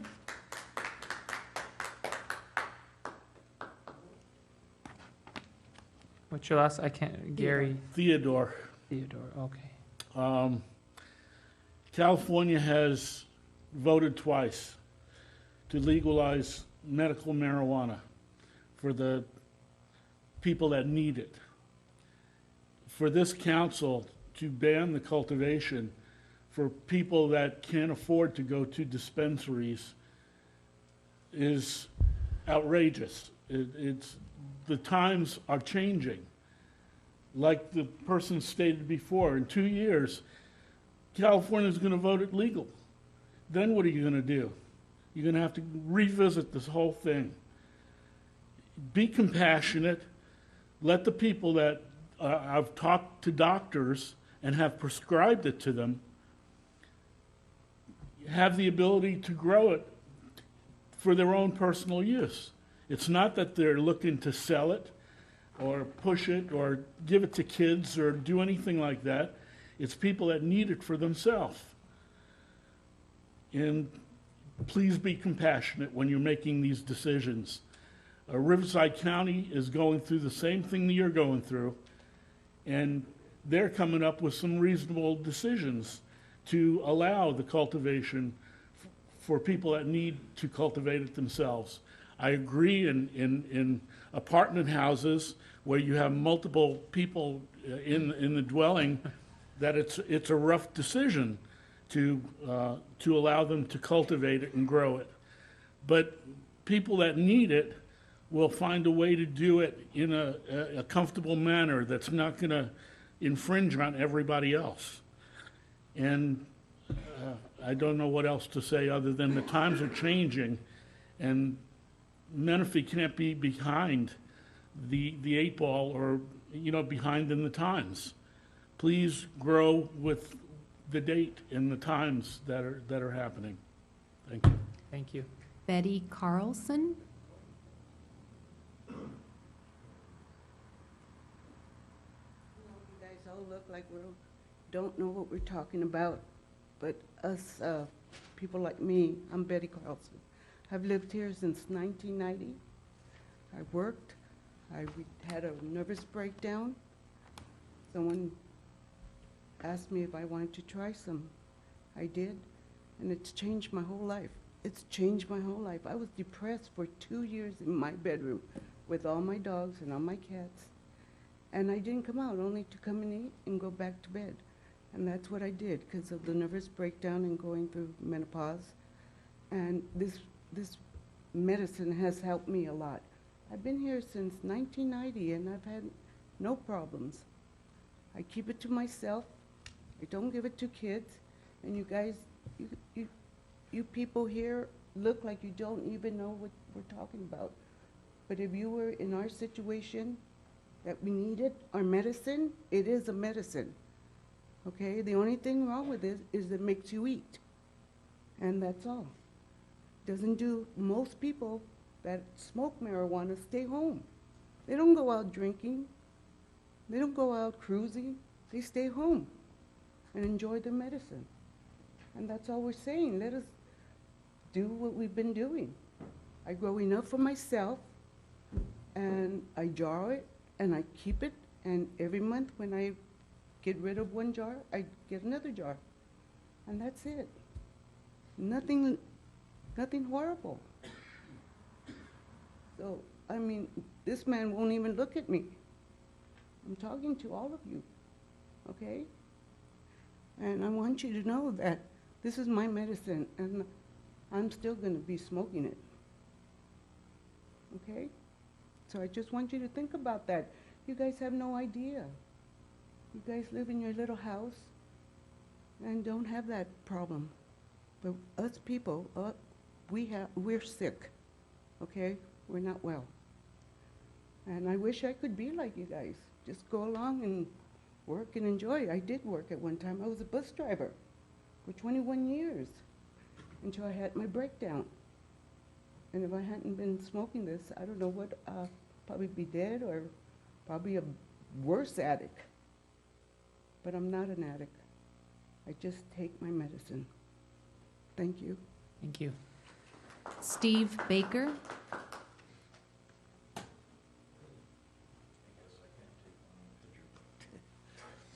Hello, Planning Commission. My name is Steve Baker, and I live up the road in Nerville. I've been following this for a little while. Excuse me, where do you live? In Nerville. Nuevo? Nuevo. I okay. just moved there, so it's a matter of learning the proper pronunciation. Anyway, I came down to your council meeting last year when they were talking about putting the ban on. And one of the things that I have thought about in people of power that are putting forth a zero tolerance is that they're actually showing that they're not qualified or educated well enough to be able to make a proper and a reasonable decision on what is right.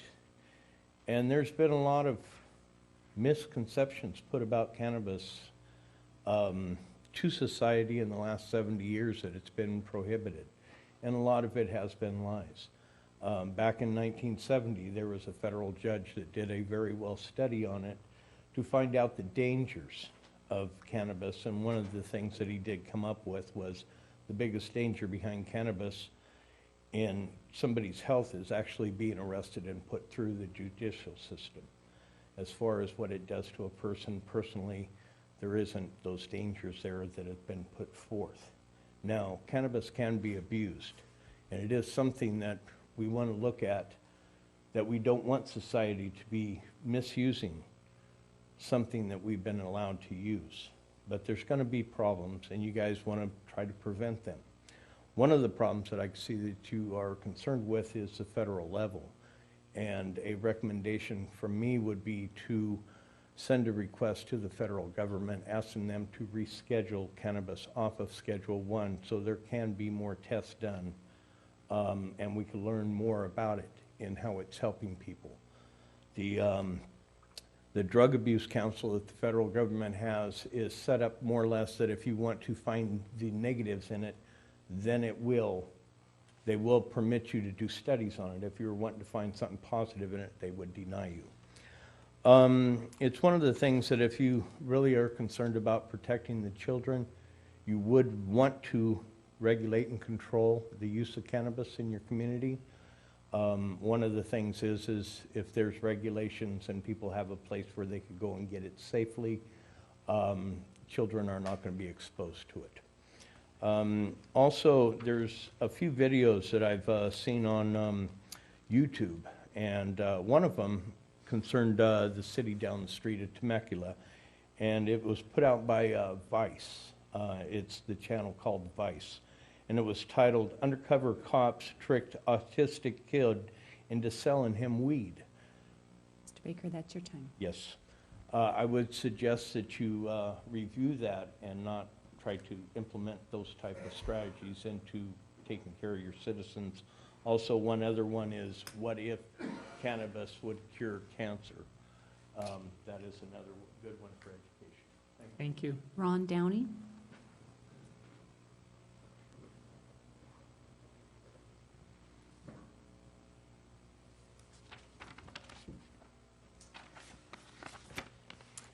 Good evening. My name's Ron Downey. I also live in Nuevo.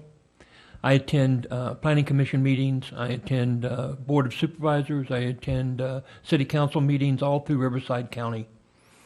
I'm an expert on marijuana. You can take that to the bank. Have any of you guys ever read Chris Conrad's marijuana book? Tells you how much marijuana that you need to grow for a marijuana patient. Anybody have any idea about that one? Where do you come up with these numbers? You listen to your planning commission or you listen to your lawyer? I'm going to tell you what. You put a ban in here and you put it in because that lawyer told you to, it's going to cost you money. You're going to get sued. And I'm going to tell you, I've taken cases all the way to the Supreme Court of California. You mess with these people, and they're going to take it. They're not going to take this land down. I heard you say, my city. This is not your city. This is these people's city. It belongs to them. You work for them. You don't, yes, he mentioned Yucaipa, but he goes to all these meetings too. We see city councils. We see planning commissions work. We see how they work. Prop 215 says minimum of 6 plants. He says that you can get away with less. Do you know what a proposition is in California? You're sworn to uphold the state constitution. Do you know what the proposition says? It says a minimum of 6 plants. Minimum. Yeah, we can go and bend laws and we can change things, but the people of California voted this proposition in. The Senate tried to change it. They tried to put 420 in. I heard somebody mention 420. That went to court. There's not a limitation allowed on plants in the state of California. That's a Supreme Court decision here in California. Now, this lawyer can tell you lots of things. It's his personal opinion.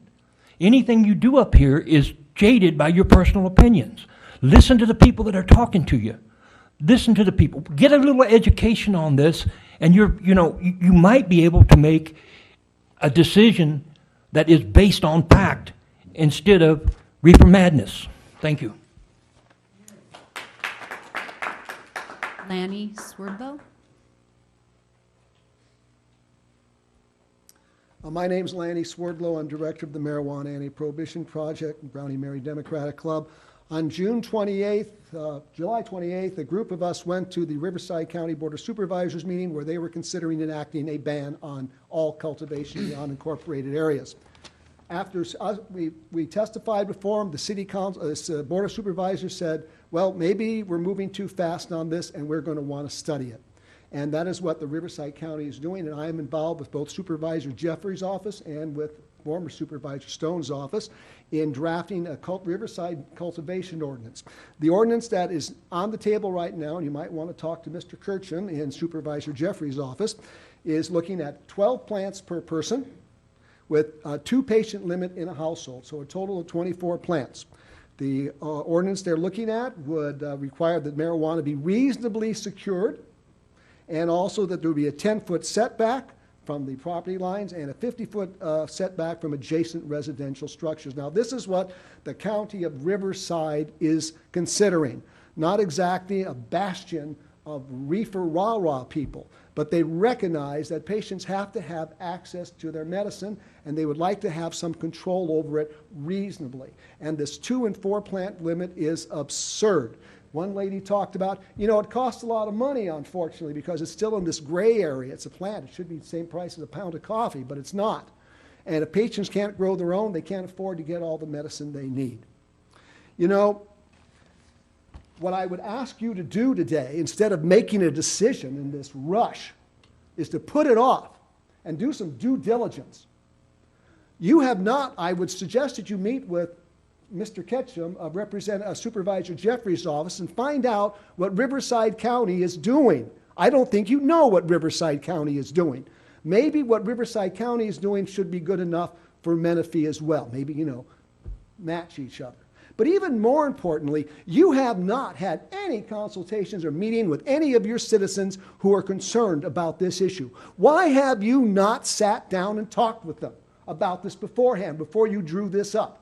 Once again, it's this inconsideration that I see here. The inconsideration of these people's times and the inconsideration of their needs. Why your staff couldn't take, a few hours and put the word out and meet with some people and find out what's going on. And one other thing I would like to point out to your attorney here, which he didn't bother to tell you. In the Live Oak decision, that decision was 4-3 It wasn't a unanimous court decision. Only one justice is going to have to change their decision, and that case is going to be heard by the Supreme Court. And we believe that they're just waiting for another case to come up there, a better case than the Live Oak case, and suddenly that 4-3 decision not to hear the case is going to be a 4-3 decision to hear the case, and it could very well be the city of Menifee Mr. that's going to Swerdlow. be the one that's going to be before the Supreme Court. Thank you very much. Thank you. I have no further speakers on this item. Okay, we'll go ahead and close the public hearing at 9:46 and bring it to the dais. Commissioner Phillips, would you like to begin? Any comments? Yes, just a few. Contrary to what I have heard, I've had quite an extensive background in dealing with the issues of marijuana, and I can tell you that I've seen both sides of that fence. I've seen the criminal side as well as the legitimate side. Most of you know that I'm a veteran, and I have friends who depend on marijuana just to get through the day. I was also a mentor to some kids who got shotgunned to death because somebody raided the house by mistake, thinking that there was marijuana there. Well, it was just some pre-teenage kids looking at TV. So I beg to differ with anybody who says that marijuana is not dangerous, nor does it incur any danger into a largely innocent community. That being said, I have letters, I have emails that I have received, both pro and con, on the issue of whether or not Menifee should entertain a complete ban, a partial ban, or no ban on marijuana. As a person who lives in this city and who enjoys the lifestyle that this city presents, I do have some problems with bringing in a substance that has variable side effects to all of the citizens here. So I am still in a decision-making area, but I would like to say that as a council, as a planning commissioner, I have done quite a bit of due diligence on this topic. And I have dealt with this substance in the military. I've dealt with this substance as a civilian and as a parent and a grandparent. And so I would like to say that I am biased in favor of the community at large as far as trying to put some kind of controls on this substance so that it will not bring in a lot of the chaos and disorder that I've seen in communities that I've lived in before. Thank you. Commissioner Carwin, what are your comments on this?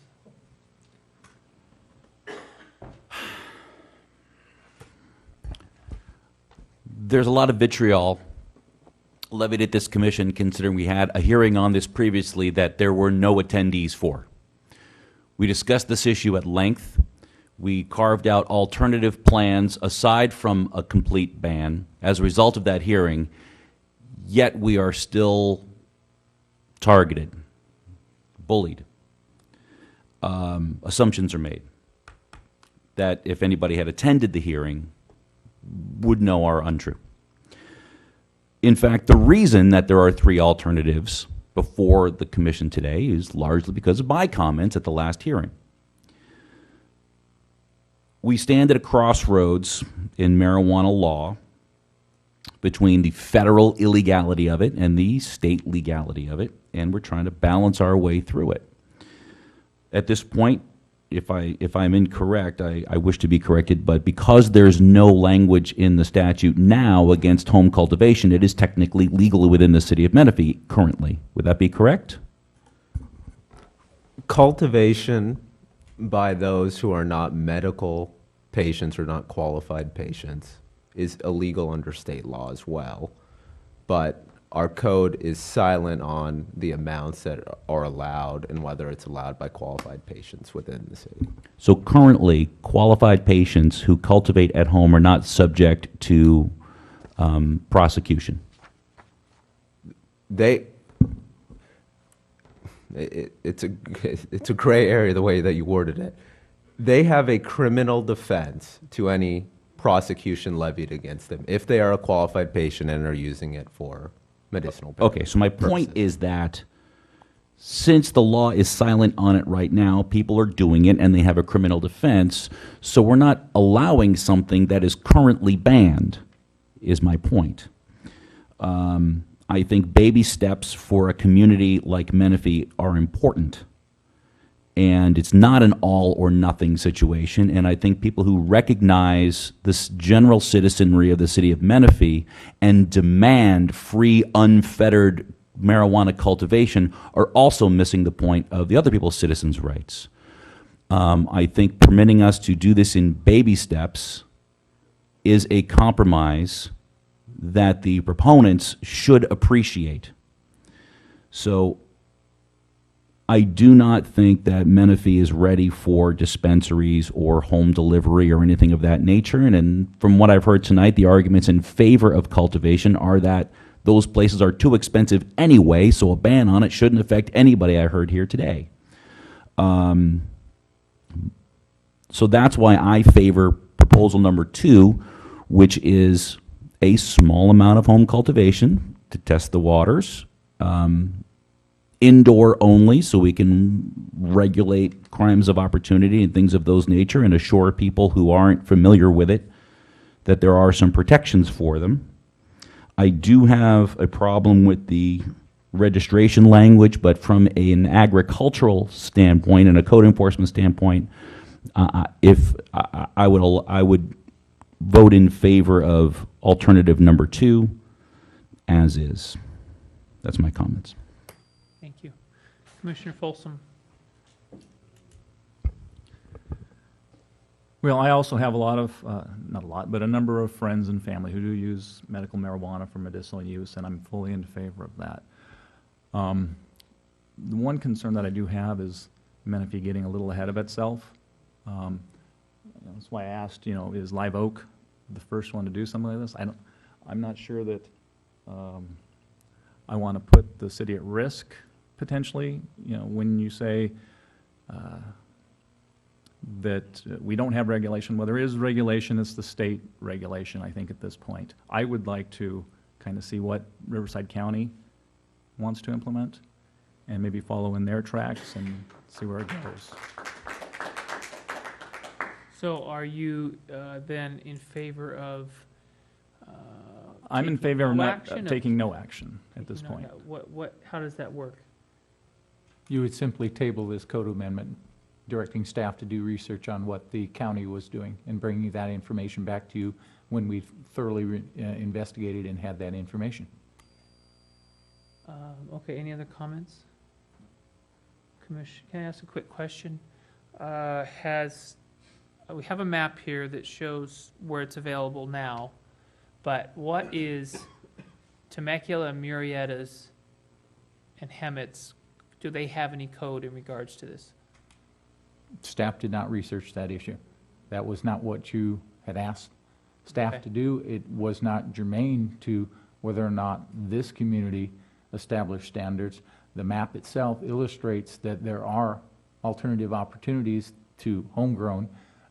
So that is what staff understood you were looking for. Okay, that's fine.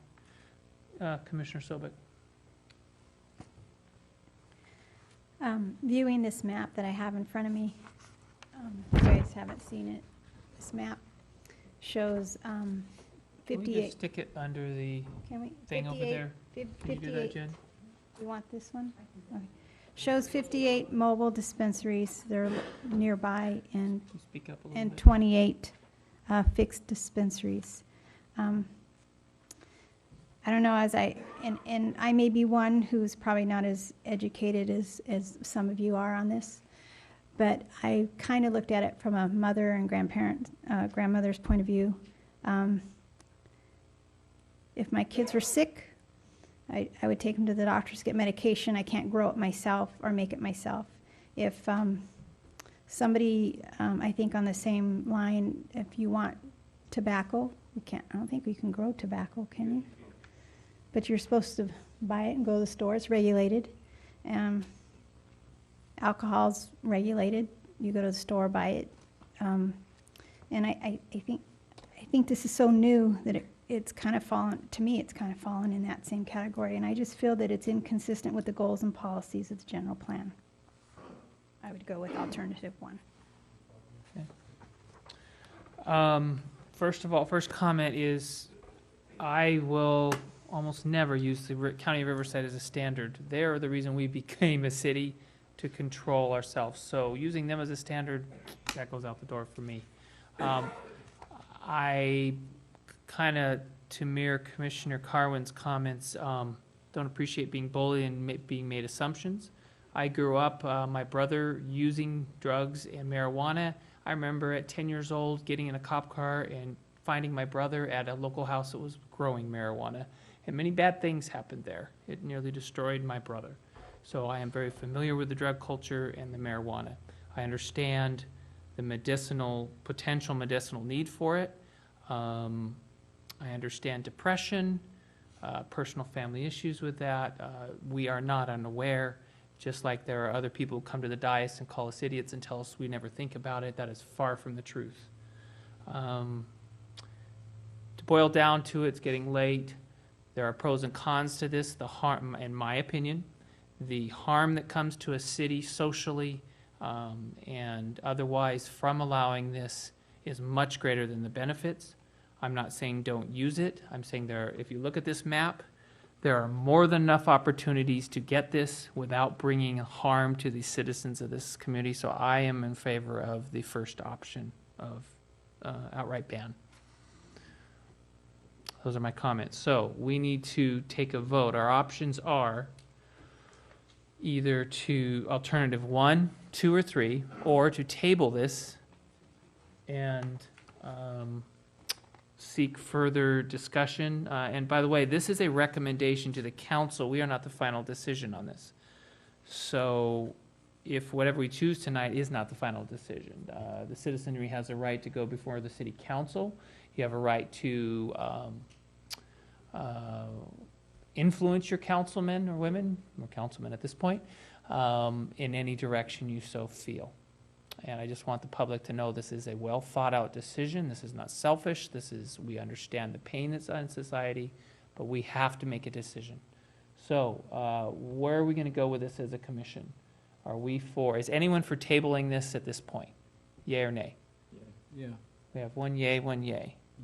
I'm not for tabling it. Are you for I'm for going forward on decision. Are you for going forward decision or for tabling it? I'm in forward going decision to pass it on to council with alternative 1. Commissioner Carwin. Welcome to the swing vote world.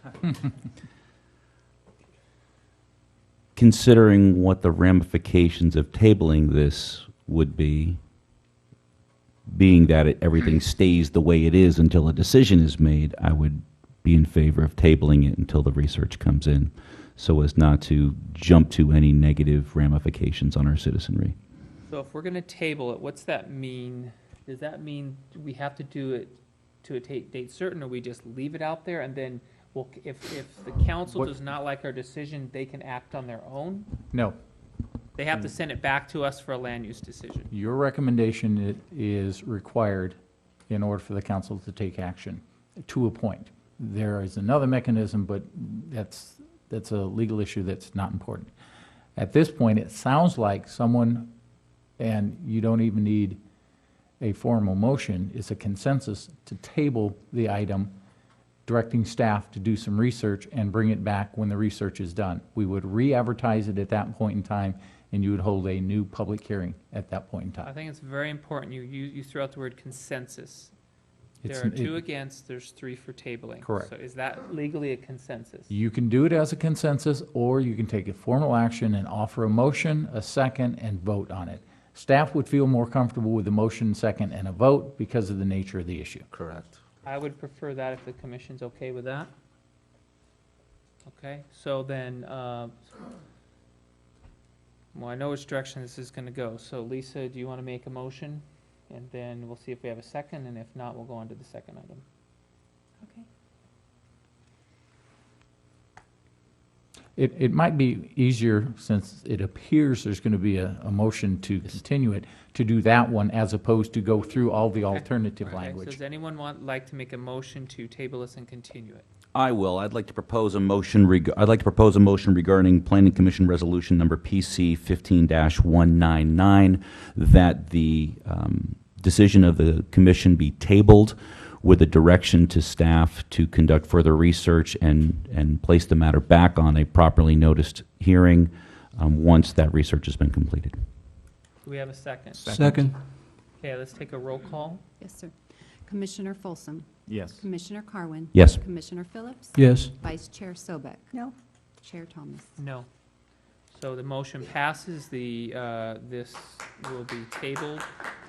So technically, we just recommended to council to get more research and come back and give us a new order? No. Recommend to staff. There's no recommendation to council at this Correct. time. You've provided direction to staff, essentially, or you want additional information. It'll come back to you at such time that we have that Does information. council have to send that back to us, or you will do No, the no, research no, and bring no, it back? right, we would bring it back. Council, it This- won't go to the council. It doesn't go to the council until we have done the Okay. research, brought it back to you at a public hearing, and you make a recommendation. Then you Well, take then the this is- action. Okay, quiet down. This is important. What research are we directing you to do? We need to give you parameters. My understanding I don't care from, what those are, let's just get some parameters. my understanding from the discussion that was had was I was to research what the county of Riverside either has done or is doing, and then bring that information back to you and possibly identify how that would fit into language of a code, giving you a fourth alternative. Okay, Also to look into what some of the adjacent cities are doing, like Temecula yeah, and Marietta. and- Temecula, Marietta, and them. I would like, more importantly than what those entities are doing, as to what they are basing their decisions on. The research that they are using to base their decisions on seems that we have zero of it. That being things like crime rates and things of that nature. And then also, I mean, it seems to me that none of us really have that good of an understanding of the amount of plants that are required. I haven't seen any research on that, so. Okay.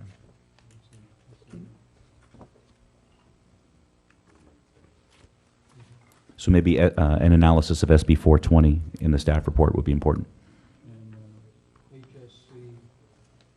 Add in HSC 11362.5. Say the number again. 11362.5. That's the California Health and Safety Code, and it covers just about everything that deals with the marijuana issue here in California. So the goal then is to staff to research this information, come back, agendize it, give us a packet with this information in it, and we will be more informed to make supposedly a more informed decision on which alternative. Okay. Okay, if there's nothing else, we'll go ahead and do we have any other discussion items? This is for any of the commissioners, any other items you'd like to bring up for future agendas, or anything else you'd like to discuss? Hearing none. Actually, go ahead. There was an email, I think, that we received about notice on projects. and I believe it was for our workshop project. Yeah. About the distance The for, Zimmerman rural area. yeah, so if we could, it's a 300-foot issue? Yeah, the notice that we provide for the workshops, those are courtesies. Those are not required under the law to do that. So the minimum under the law is the 300 foot. We have used that. And again, we do it as a courtesy to the area for a workshop. So it's not a requirement. Again, it's a courtesy. Wait, there is a noticing requirement. Not for the workshop items. Well, not for workshop. No, not for the workshop. Okay, but for public hearings. there Correct. are. Oh, yes, there is, and and there's several, but there's the distance, the radius on that is a minimum of 300 feet. We can go beyond that, but the minimum is 300 feet. And in your new proposed code, you put in limitations and qualifiers that say that if properties are of a certain size, then Go a for it. bigger limit is required and so forth. And we'll address the issues that are raised in that material. Okay. Can I ask one other question on the marijuana that was brought up by Mr. Reuter? There's this proposition, just want to clarify, that is in the process of being put to vote at the next, correct? What's the status of that? 215 has already been codified. It's H&S Code 11360. Right, but there is a new prop that is proposed. I haven't seen the language. I don't know if the language has been formalized in order to know what the details of that are. They just had the summit 2 weeks ago. I think he's referring to a ballot measure for recreational use like Colorado enacted, because the medicinal use is already codified in California law. So it would be moving towards that. Okay. If there's no other commissioner comments, do we have any community development director comments? None. Then we'll go ahead and, do we have a motion to adjourn? Make a motion, we adjourn? Do we have a second? Second. All in favor? Aye. Okay, good night.